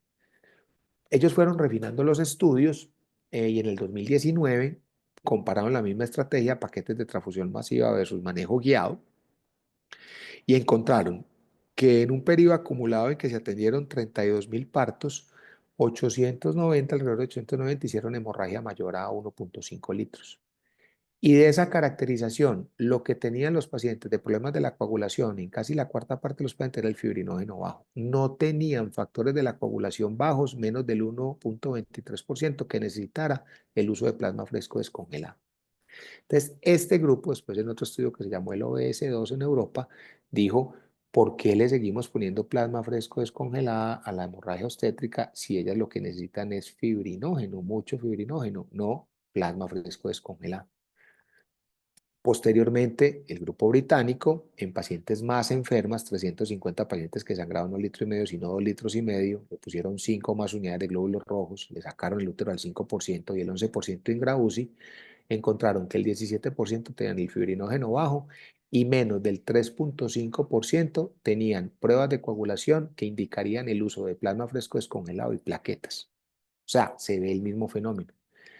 Y posteriormente, en otro grupo británico, el de Gales, en el 2023, 518 pacientes con hemorragia posparto severa encontró que el fibrinógeno por debajo de 200 se presentaba en el 22%, en coagulopatía obstétrica aguda, y que solo un 1% por estas terapias guiadas necesitarían colocarles plasma fresco descongelado. Y que lo importante era detectar temprano esa disfibrinogenemia y esa hiperfibrinolisis para poderlas frenar con tranexámico, que muchas veces no era la dosis convencional, necesitaban más, y poder mantener ese fibrinógeno por encima de 200. Entonces, en Pilar 2, esta caracterización ha llevado a que cambiemos mucho el manejo. El último estudio del grupo de cierre compara la estrategia anterior con la estrategia nueva y ve claramente que esas estrategias por manejo guiado, sin necesidad de utilizar el paquete de shock trauma de transfusión masiva, disminuye hemorragia y limita la progresión a hemorragia catastrófica. Entonces, en obstetricia, lo que estamos haciendo ahora es, obviamente, documentar esa coagulopatía obstétrica aguda, pero en general el componente sanguíneo que más estamos utilizando es el crioprecipitado, porque ahí es donde está el fibrinógeno. O podemos utilizar concentrados de fibrinógeno. ¿Por qué nosotros nos inclinamos un poco más a utilizar crioprecipitado, aunque tenga riesgo biológico? Porque la coagulopatía actual se ha demostrado que el factor 13 es importante en la progresión y en la coagulopatía refractaria. El concentrado de fibrinógeno no tiene factor 13, algunos tienen, pero muy poquito, y el crío tiene buenos niveles de factor 13. Entonces, en los pacientes que hacemos manejo guiado solo en concentrado, cuando vamos por los 4 o 6 gramos, decimos no mejora, no mejora el rótel, no mejora la coagulopatía clínica, ponemos crío para ponerle factor 13. Y por lo regular, cuando uno pide las toneladas que necesita de crío para subir ese fibrinógeno en coagulopatía obstétrica aguda, el banco de sangre le dice a uno, Mauro, 20 no tengo, tengo 10. Entonces uno le reemplaza con 10 unidades de crío los primeros 3 gramos y con concentrado de fibrinógeno de otros 3 gramos para reemplazar el déficit total de 6. O sea, este es un tema que uno tiene que trabajar ahí de la mano con el banco. Entonces, el bendito protocolo de transfusión masiva que teníamos de 1-1-1 en obstetricia, con el estudio OBS2 que mostró que las pacientes no tenían déficit de factores para ponerle plasma, y con este estudio publicado en JAMA en el 2019 que mostró que ese plasma fresco descongelado que se ponía en el protocolo de transfusión masiva en esa primera hora no tenía beneficio y se asociaba a riesgos, sepsis, falla orgánica múltiple, neumonía, muerte, trombosis venosa, pues definitivamente lo saca del paquete inicial. Y el grupo británico con plaquetas pasó lo mismo. Las plaquetas son difíciles de conseguir, generan morbilidad, entonces solo deben ser consideradas si la paciente de entrada tiene menos de 50 para unos grupos, menos de 75.000 para otros, tiene causas catastróficas, perdió toda la volemia, 5 litros, o lleva 8 unidades de glóbulos rojos o más. O sea, no teníamos muchas plaquetas, a veces no las gastábamos y no las necesitaban, entonces también le hacemos un manejo racional y digamos que plaquetas es fácil definir cuando necesita el paciente. Entonces, para cerrar este tema, estos paquetes que nos mostraban antes, que nosotros veíamos eso y nos asustábamos porque no los íbamos a poder dar, actualmente están cambiando a glóbulos rojos empacados, cero negativos, cero positivos sin cruzar para el manejo agudo del choque hemorrágico, tranexámico siempre que se puede repetir en media hora en las primeras 3 horas, y si el fibrinógeno está bajo, reemplazarlo con crío, con concentrado de fibrinógeno o la combinación de los dos si lo necesita para llegarle a la dosis que tiene. Y nosotros le decimos a los europeos, no tenemos cómo medir factor 13, no tenemos liofilizado de factor 13, nos toca poner crío cuando sospechamos de factor 13, que reitero, lo sospechamos en coagulopatía refractaria en especial, cuando hacemos reemplazo guiado en concentrados de fibrinógeno y vamos por los 4 a 6 gramos y no mejora. Las guías que se han publicado hablan de eso, de este manejo. Y la guía de soporte hemostático en hemorragia posparto liderada por el grupo europeo es clara en estos componentes. Active el código rojo obstétrico, prevenga y trate el diamante letal, utilice tranexámico, chequee la coagulación, si el fibrinógeno está bajo, reemplace con concentrado de fibrinógeno o con crío precipitado. Y recomiendan el uso de pruebas viscoelásticas con pérdidas más tempranas. Mire que no están esperando hasta 1,5 litros, tenían razón los africanitos. Y cuando hay causas, antes de esas pérdidas estimadas en ese volumen, cuando hay causas que se asocian a coagulopatía evidente, abrupción de placenta, embolia líquido amniótico, hematomas ocultos o contenidos.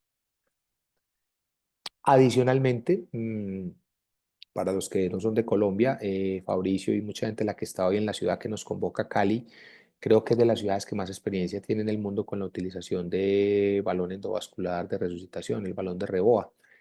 Y es importante ver cómo el grupo que tiene esta experiencia relata en la literatura mundial lo que han publicado, un alto nivel de complicaciones en el sitio de inserción, isquemia de la extremidad. Entonces es interesante cómo en la fase de desarrollo el mismo Álvaro nos dice, nos devolvemos un poquito porque vimos que a veces ser tan agresivos con balón endovascular. No, nosotros usamos un balón, hemos usado un balón endovascular que no es el REBOA, es el que se usa en cirugía de aorta, que no tiene tantas complicaciones asociadas al sitio de extracción. Entonces, Fabricio, en el resumen, en el pilar 2, ojo pues con los cristaloides, muy agresivos con los glóbulos rojos empacados, criterios de damage control que vimos, clínicos de laboratorio y asociados a la etiología, el protocolo actual, muy agresivos con más glóbulos rojos, medir y detectar el déficit de fibrinógeno, reemplazarlo, tranexámico que se puede repetir en 30 minutos en las primeras 3 horas, y el gluconato de calcio que tiene baja biodisponibilidad, la dosis en obstetricia en adultos es alrededor de 2 a 3 ampollas de gluconato de calcio para poder lograr la reposición de ese calcio ionizado. Mauricio, voy a parar ahí y preguntitas para el pilar 2, para ya cerrar, si te parece. Listo.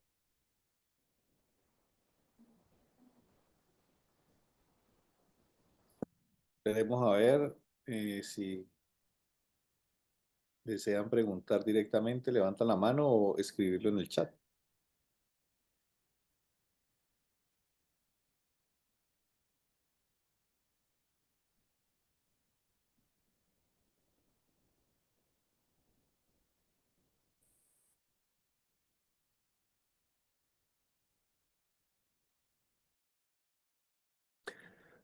Mauricio, no veo preguntas. ¿Seguimos entonces? Sí, sí, sigamos. Bueno, muy bien. Y seguimos con los 100. No se ha desconectado la gente. Excelente. Bueno, vamos al posparto, pilar 3. Entonces, en pilar 3 está la anemia, pero miren que también está la tromboprofilaxis. Por ejemplo, la guía europea lo pone ahí. En anemia, la recomendación es este artículo reciente de hemorragia posparto. Creo que tiene los elementos que necesitamos como anestesiólogos. La hemoglobina hay que esperar 48 horas como para tener un resultado confiable que se ajuste a todos los temas de redistribución asociados en el posparto y más si tuvo hemorragia. Definitivamente la hemoglobina a la semana es la más confiable para tomar decisiones de reflexión de los depósitos de hierro. Y nuevamente, como veíamos en el pilar 1, una tendencia a reposición con hierro parenteral para alcanzar esos niveles en las mujeres antes de que lleguen al periodo preconcepcional. Esto es una herramienta que se llama el pasaporte FIGO de la Federación Mundial de Ginecología y Obstetricia. En ese tema que hablábamos ahorita de empoderamiento, la FIGO le entrega a las mujeres esto. Y todos estos parámetros son los que ellas deben controlar en su proceso postparto y preconcepcional para volverse a embarazar en ese ciclo virtuoso.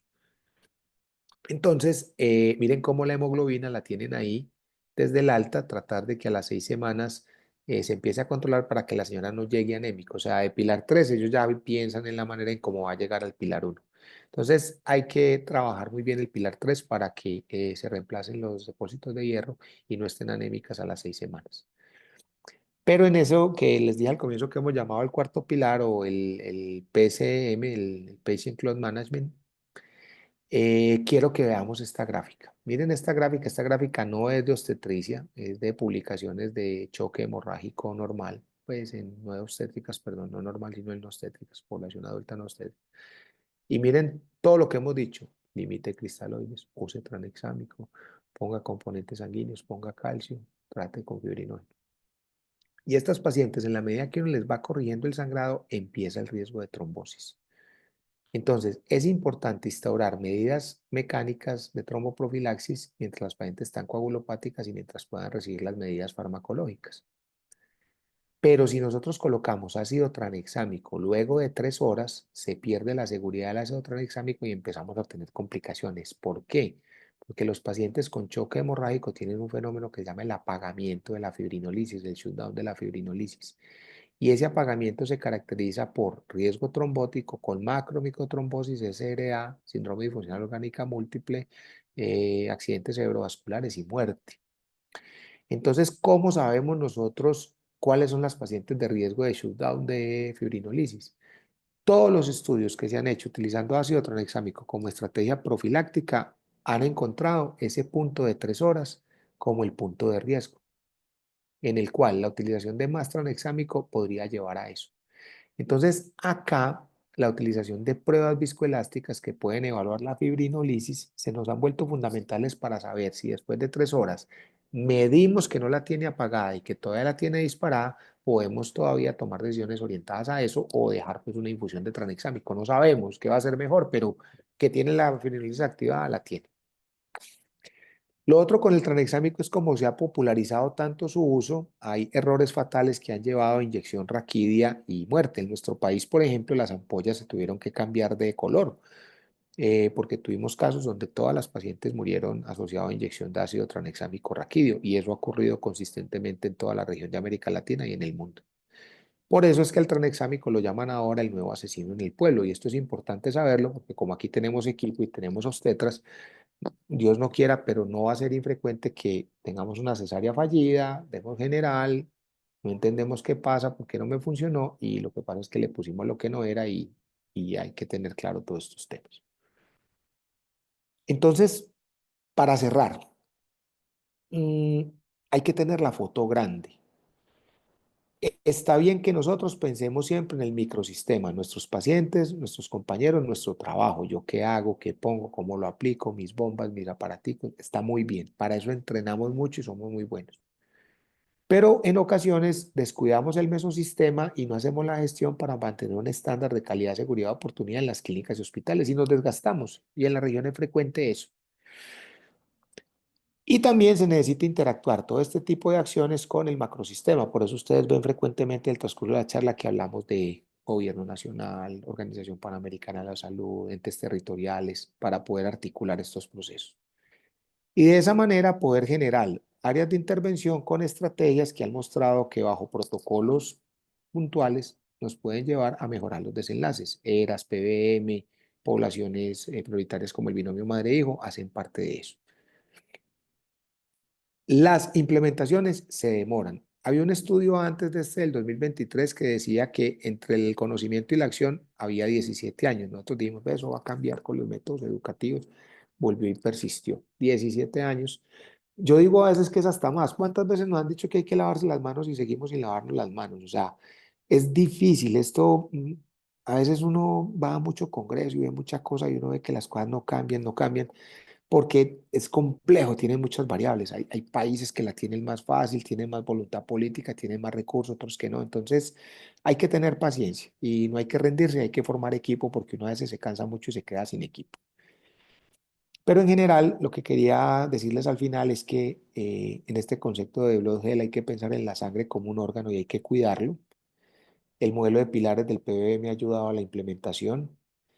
La importancia de la anemia con la asociación estadística que tiene ahora pendiente de plausibilidad ha llevado a que tengamos que ser más agresivos y nos cuestionemos nuestro rol como anestesiólogos en poder impactar en esto. Si seguimos viendo a las pacientes días antes de las cirugías, es muy poco lo que podemos hacer en anemia. Revisamos la literatura de los uterotónicos, de los paquetes de intervención, del cell saver, el manejo de fluidos, las transfusiones, los coadyuvantes de la coagulación. Vimos las controversias que hay en todo el mundo relacionadas con pruebas de coagulación versus pruebas viscoelásticas, el impacto de ese nuevo fenotipo que muere más que se llama coagulopatía obstétrica aguda con hiperfibrinolisis severa y disfibrinogenemia, y la importancia del PCM, el Patient Close Management, de los fenómenos tromboembólicos después de que logramos rescatar a esas pacientes de la muerte por choque hemorrágico. Entonces, obstetricia nos toca hacer a todos. Muchas veces no somos muy apasionados, pero nos retan pacientes muy complejos que llegan a nuestros servicios.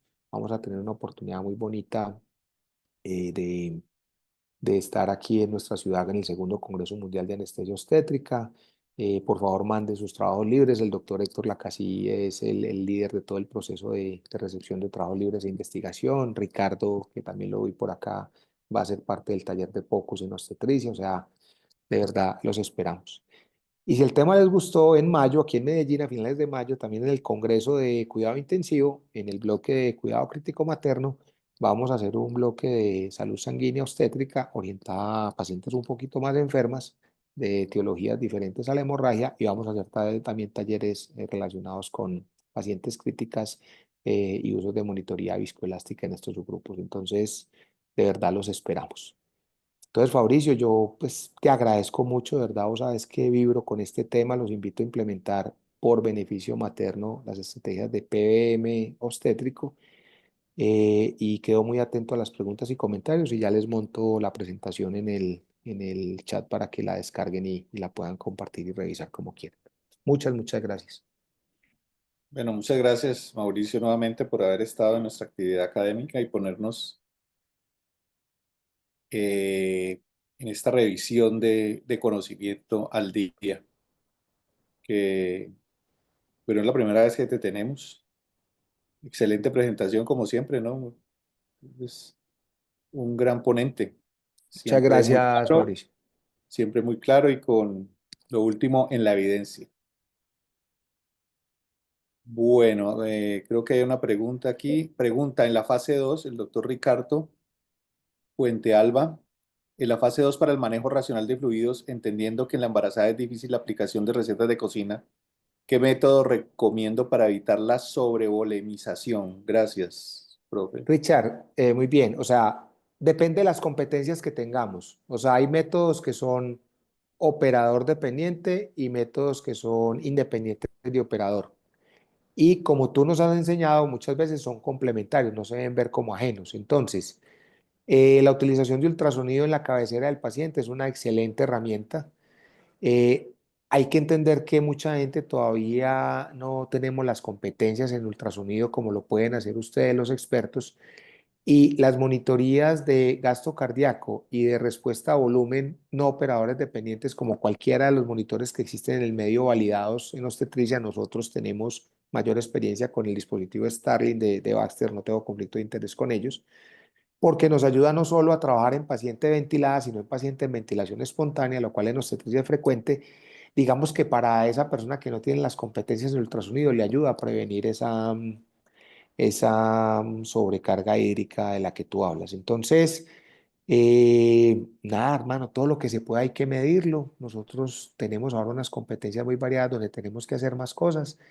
Y si tenemos las competencias en ultrasonido y en monitoreo de gasto cardíaco mínimamente invasivo o no invasivo, validado en obstetricia, usémoslo, hagámoslo y sumémoslo para evitar la sobrecarga hídrica que es tan deleteria en todos los grupos de pacientes críticos.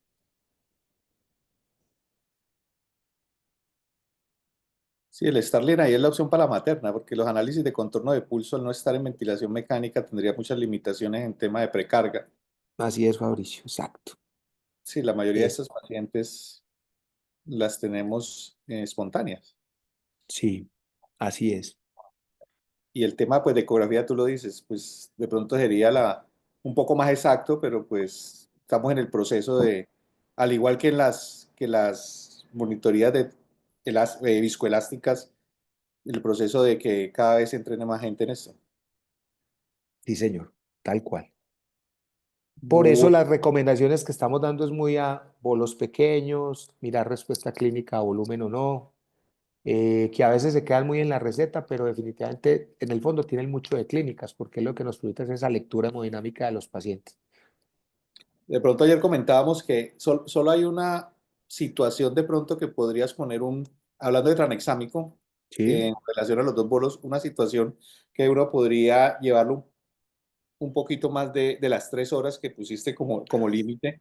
Tu compañera, la doctora, se me fue en este momento el apellido, nos decía que al analizar el trombograma, estos pacientes que de pronto tengan un tiempo máximo de lisis disminuido, eh, ahí se podría implementar mayor de 3 horas. sí, la máxima lisis nos sirve mucho cuando la paciente está en cuidado intensivo, porque la reporta en el roten a la hora. A la hora, sí. Eh, lo Sí, es que, lo, el último segmento del rótulo. Exacto. Lo que sí hacemos más frecuentemente es el A5 del Extem, que la tenemos ahí como elemento principal. Mira que en el algoritmo es claro que si el A5 de Extem sigue menor de 35, a pesar de haber recibido otro exámico, quiere decir que la hiperferioridad está desactivada. Nosotros a veces nos pasamos de los 2 gramos, 3 y hasta 4 gramos. Que en 4 gramos están más o menos los estudios de seguridad en obstetricia con los estudios de Ansofi, cuando hicieron el estudio Exadeli. En esas pacientes que por pruebas viscoelásticas después de 3 horas vemos que la 5 del Exten todavía está menor a 35 eh, por, a pesar de haber recibido dosis iniciales de tranexámico, porque como dice el profesor Klaus Gorlinger, es trate lo que primero mata. La coagulación también tiene una ABCD, que primero mata en hemorragia es la hiperfibrinolisis y después la hipofibrinogenemia. Entonces, en esos subgrupos, esos elementos que les mencionaba Isa ayer y nosotros los hemos estado incorporando clínicamente, nos ha llevado a medido, guiado por pruebas viscoelásticas, pasarnos de la dosis convencional empírica tranexámico de 2 gramos, pero porque estamos documentando que tiene coagulopatía obstétrica aguda. Esas pacientes, como ya hacemos de rutina el score de ese día, no están llegando con el fibrinógeno por encima de 25 microgramos por decilitro. O sea, se va viendo el cuadro este que están caracterizando en la literatura los británicos y los franceses. Un Sí, tema muy sí, chévere. sería una situación específica y teóricamente guiada por tombolestografía. Pero lo grande es bolo inicial de tranexámico y máximo un segundo bolo dentro de las 3 primeras horas. 30 minutos, sí, señor. Aquí hay otra pregunta, Mauricio, de la doctora Carolina Carmona. No escuché si existe un valor de fibrinógeno preoperatorio que se determine y nos alerte, sobre todo en pacientes de alto riesgo. Por ejemplo, espectro de placenta ácreta, para pensar en el fenotipo de hemorragia aguda obstétrica de difícil manejo. Claro, muchas gracias. Estos chilenos que están allá es tarde, allá van a las 11 de la noche. Muchas gracias por estar acá. Gracias, Carito. Muy felices con su presencia y de todos los que están acá. Qué bueno. Claro, mira, en el pilar 1 de PBM, este estudio que mandé de referencia, pues que nosotros lo conocemos lo voy a volver a compartir a ver si sale. Mauricio, me dice si se está viendo.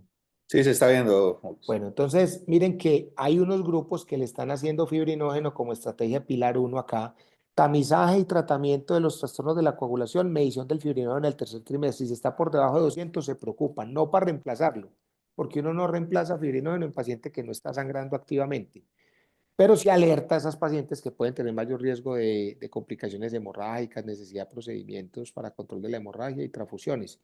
Entonces sí puede ser un elemento de tamizaje, claro, está ahí. Este artículo revisa los estudios que soportan esa recomendación y yo creo que pues para nosotros es difícil a veces de implementar como medidas de salud pública porque tiene que ser como para todo el sistema, pero si uno tiene la facilidad en un servicio, en un grupo de estos de excelencia como espectro de placenta ácreta, yo lo haría y lo utilizaría para que me anticipe un poco las que van a tener ahí mayor riesgo de sangrado.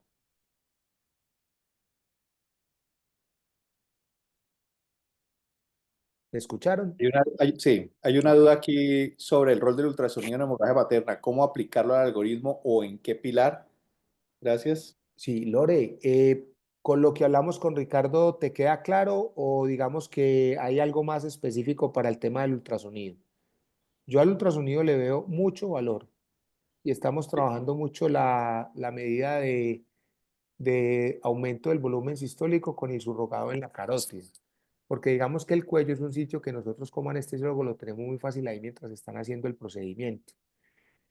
Porque a veces le hablan a uno de ir a buscar la cava y todo eso, cuando están allá operando, eso es muy difícil meterse allá a tratar de ver una colapsibilidad de cava, etcétera. Entonces, si quieres, activas el micrófono, Lori, y nos cuentas respecto a este Sí, tema, ¿qué más? yo creería que ahí en ese punto la clave sería medidas dinámicas de precarga, extrapolada de lo que hacemos en trauma, que es mediciones del BTI, que de todas maneras a nivel de las torácicas también van a ser difíciles en las maternas. Sí, Pero sí, la cava, si en la cava generalmente en individuos, en otros escenarios clínicos es difícil y no es tan exacta, en la materna yo creo que se complica un poco más como lo tú te sí. estás diciendo.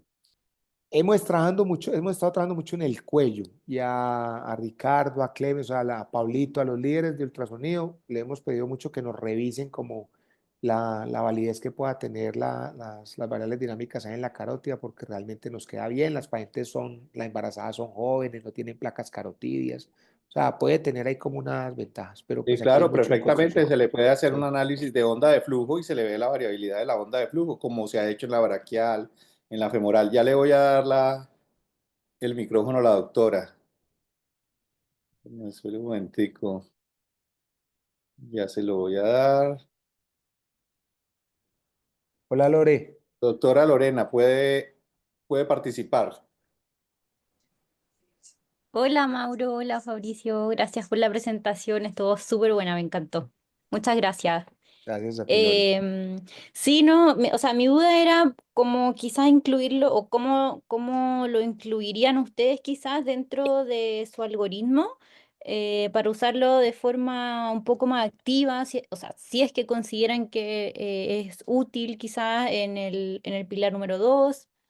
Probablemente muy útil en el pilar 3 como conversaron delante sobre para evitar la sobrecarga o mejorar ese problema, pero quizás algo más activo, no sé, ya me mencionaste un poco sobre la carótida, pero no sé si hay qué experiencia o si lo están utilizando realmente en la reanimación misma. Sí, Lore, Fabricio tiene mucha experiencia en el uso de ultrasonido perioperatorio. A mí me gustaría que de pronto Fabricio, ya con esa introducción que hizo en esa exploración que ustedes tienen cuando son tan activos con el ultrasonido, de pronto, aparte de lo que hemos comentado, si le ves en qué otro rol ahí de las hemorragias obstétricas nos podrías como ilustrar para hacer los Sí, focos cuando, obstétricos. cuando hemos tenido la oportunidad de tener pacientes obstétricas críticas en el escenario de código rojo, algo muy similar a lo que hacemos con trauma, una valoración muy rápida antes de iniciar la anestesia. Estas son mediciones en cada una de las ventanas que no deben durar más de 15 a 20 segundos y el examen no debe durar más de 3 minutos porque es una urgencia, algo muy similar a lo que uno analiza en general. Eso es lo que hacemos como extrapolado de otros escenarios clínicos que necesitan una rapidez grande. Y Sí, como lo venimos diciendo, la carótida, como todo es una muy buena opción que de hecho es un análisis de onda de flujo que nos puede indicar cómo está el estado hemodinámico del paciente. Como lo está comentando otra vez el doctor Puente Alba, así es, la carótida. La carótida. Él perfecto. dice que la colapsabilidad de la cava, el tema de la colapsabilidad de la cava actualmente está muy controvertido en general en todos los escenarios clínicos, porque el problema de eso es que usted tiene que coger la cava en todo el eje central de la cava, y eso es muy difícil. Muchas veces, en un gran porcentaje de los pacientes, uno la coge lateralizada y no la coge en el eje específico para evaluar adecuadamente tanto el estado de colapsabilidad que tiene como esa colapsabilidad que nos puede indicar la respuesta, la respuesta a volumen. Por eso cada vez más uno ya está yendo a análisis de mediciones de flujo que nos indique esa variabilidad de onda de flujo y como similar a lo que uno analiza con los monitores de gasto cardíaco de análisis de contorno de pulso. Perfecto. Ahora Bueno, él muy también bien. comenta el tamaño de las cavidades. Exactamente. Si quiere, le voy a dar la palabra al doctor Fuentealba para que Claro. participe también. Venga. Mientras Richard activa, quiero contestar varias que hay acá. Tranexámico en eclampsia. Es seguro, o sea, cuando siempre el problema con tranexámico nos daba miedo en esas poblaciones de riesgo tromboembólico. El Woman Trial no mostró mayor incidencia en población preeclámptica, eclámptica, y después los metaanálisis que lo usaron, los 5 metaanálisis que tuvieron más de 10.000 pacientes no mostraron en sus grupos mayor riesgo de episodios trombóticos. Y ahora con el metaanálisis más refinado de pacientes individuales, que pues, los que son epidemiólogos saben como la fortaleza, lo difícil que es esos metaanálisis de datos individuales y la fortaleza que tiene, fue específico el mostrar y tenían población con preeclampsia, eclampsia que no tiene aumento de riesgo tromboembólico. Entonces, no dejamos de usar tranexámico cuando está indicado por el temor al riesgo tromboembólico, Jennifer. Muy buena pregunta.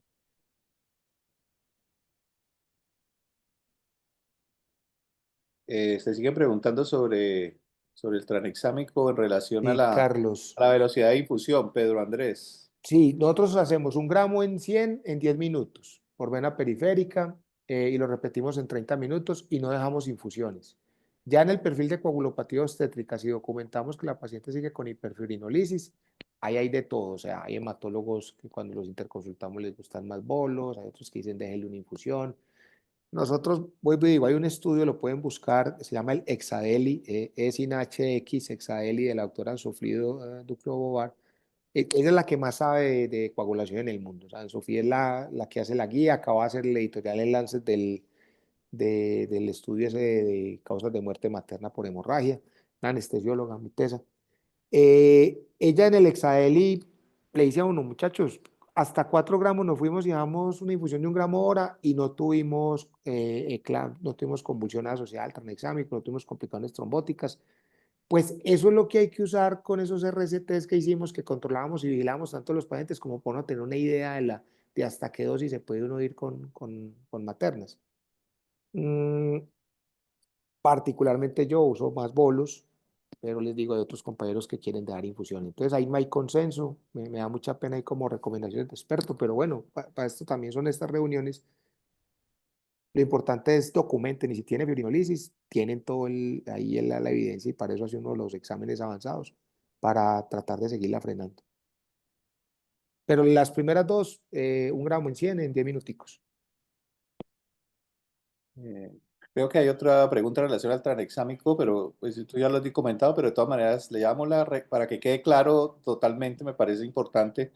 ¿Cuál Y es, dice que Fabricio? para las Dale. instituciones sin trombolastografía, para seguimiento, recomendación de tiempo de tranexámico, primera dosis, luego a los 30 minutos, luego infusión para 8 horas y luego máximo las primeras 24 horas versus riesgo de microtrombos. Carlos, se activa el código rojo y pones la primera dosis, código rojo obstétrico. Y a los 30 minutos, si el paciente tiene coagulopatía evidente, pensás que sigue sangrando, puedes repetir la dosis a los 30 minutos, no más. Eso es lo que dice el Woman Trial y ahí nos pegamos el manejo empírico sin pruebas viscoelásticas para seguridad. De acuerdo. Gracias, Fabricio. Muy importante aclarar eso. Tienes toda la razón. Ahora démosle la palabra al doctor Ricardo para que nos hable sobre la ecografía, de la experiencia del que creo que tiene bastante por los Richie, comentarios que está sí. poniendo. El doctor Ricardo Fuentealba, puede hablar en el micrófono. Hola, hola. Doctor Hola, Ricardo. Mauro, gracias por girar mi recomendación en el contexto de cualquier tipo de inestabilidad hemodinámica es tratar de discriminar el componente del choco. O sea, afortunadamente la paciente obstétrica y usted probablemente van a estar de acuerdo, son muy pocas las causas que podemos sacarnos rápidamente. Afortunadamente no es un grupo que tenga gran cantidad de cardiopatía estructural que uno pueda decir efectivamente nos va a influir sobre el shock. La sepsis nos puede complicar un poco este manejo, por lo tanto, el POCUS obstétrico y lo que siempre recomiendo es como approach inmediata, sin tomar medidas cualitativas, lo que tú dijiste recién, evaluando cada día, ya nos va a guiar en el fondo si paciente va a ser respondedor a volumen. Un ventrículo derecho vacío con un ventrículo izquierdo vacío son muy pocas las cosas que lo producen el grupo obstétrico. Y frente al contexto de una hemorragia, el volumen es lo que necesita. Un ventrículo derecho dilatado con un ventrículo izquierdo chico, aparecen los fenómenos embólicos como causa de este shock. Entonces, en ese contexto ya nos va a ayudar a discriminar si efectivamente vamos a requerir rápidamente volumen. Entonces, en ese contexto, claro, uno trata de enseñar curvas de BTI en la carótida o en el tracto de salida, pero efectivamente es mucho más útil, efectivamente, con esta curva de aprendizaje, decirles cavidades vacías globales, piensa en hemorragia inmediatamente, cavidades izquierdas vacías con cavidad derecha dilatada, piensa en fenómeno embólico, y trate de discriminar en ese contexto el shock. Y cuando uno va a hablar tolerancia, creo que si le suma un poquito de ecopulmonar y no ve líneas B, la tolerancia de volumen va a ser bastante buena. Si uno ve líneas B en el contexto de una hemorragia en preeclampsia con congestión pulmonar, uno tratar de contenerse con el volumen y tratar de pasar productos hemáticos más que pasar fluidos por sí solo. Entonces, en ese contexto me parece que esa asociación de POCUS cualitativo, no focus, POCUS cualitativo, con una pasada rápida por el pulmón, me parecería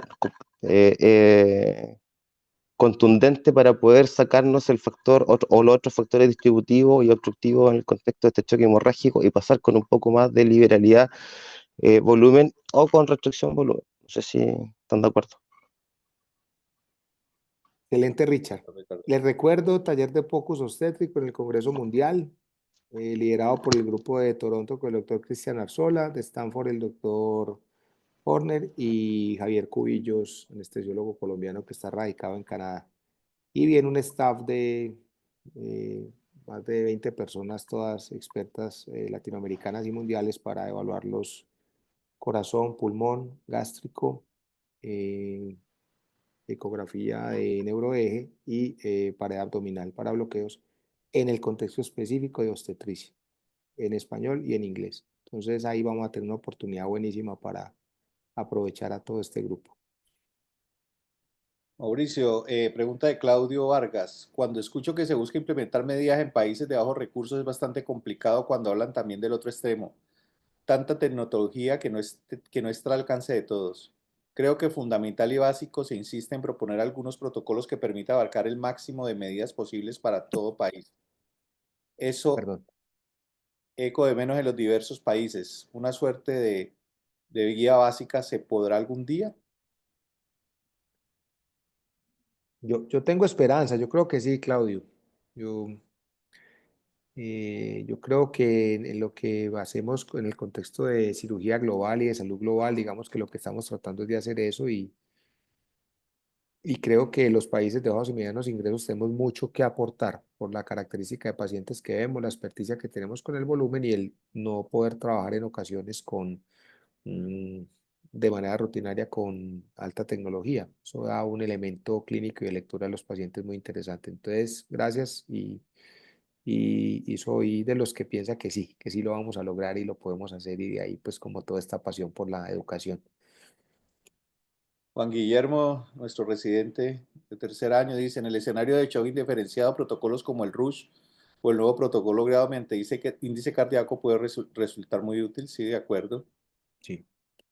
Y Luisa Gómez, buenas noches, doctor. ¿Cuál es el papel de los vasopresores en hemorragia posparto y cuándo se deben iniciar? Bueno, el concepto de reanimación retardada o suspendida o hipotensiva en obstetricia tiene una consideración muy importante, así como es en trauma craneoencefálico. O sea, paciente embarazada, la placenta no autorregula, no aplica el concepto, sino hasta después de que nazca el bebé. Y hay unas condiciones muy específicas de choque hemorrágico, que es, por ejemplo, el ectópico roto, donde sí se podría hacer porque ahí no hay viabilidad fetal. Dicho eso, entonces, no utilizamos vasopresores de manera rutinaria, excepto en casos pues, en extremis para evitar paro cardíaco, en la fase inicial hasta que no se tenga el sangrado controlado. Y posteriormente lo hacemos buscando las metas hemodinámicas de la mayoría de pacientes de choque hemorrágico con las medidas pues, que realizamos de reanimación de choque hemorrágico. Entonces sí es importante eso porque a veces sí nos hemos encontrado con grupos que tratan de hacer reanimación suspendida hipotensiva controlada en pacientes todavía embarazadas, en el contexto de cirugías grandes de placenta de placenta ácreta y cosas así. Entonces acuérdense que la placenta no autorregula.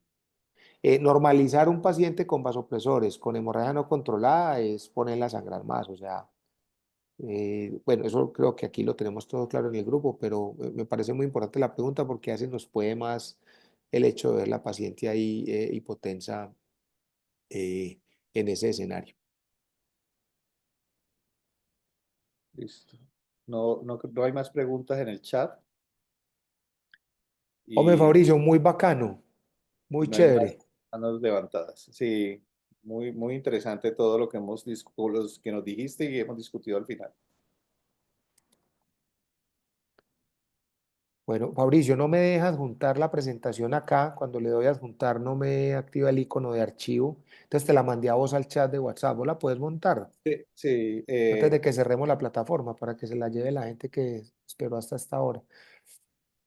sí, intentemos a ver A los rapidito. colegas del sur, Paraguay, que también vi con diferencia horaria, muchas gracias. Sé que para todos es un esfuerzo, pero muchas gracias. Acompañarnos hasta estas horas. Sí, vamos a intentar hacerlo.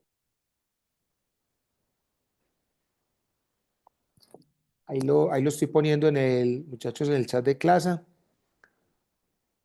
para que me confirmen si les llega por chat de clase a todos los que están ahí del grupo latinoamericano. Ahí va.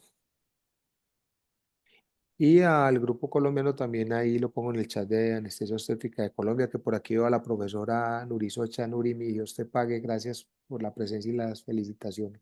Gracias a ti por todo lo que nos has enseñado y toda esta semilla que sembraste en Anestesia Obstétrica en nuestro país y en América Latina.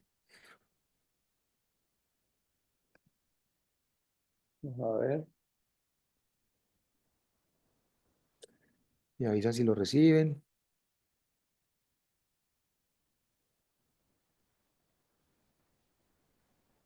No, como que no lo deja. No deja, ¿cierto? Bueno, No, está difícil. Bueno, pero tú tienes la mayoría de los contactos de la gente de la universidad, o sea que sí, por ahí te vas sí, y sí, yo sí. tengo y la mayoría de gente sabe cómo contactarme para yo enviarles la otra. Y aquí ya la mayoría. Bueno, Exactamente, muchas Mauricio. gracias a todos. Muchas gracias a todos por Mauricio, gracias a ti y acompañarnos. a la Universidad del Valle por esta Así, invitación. Muy contento. que estés muy bien. Cuídense mucho, Chao. chao.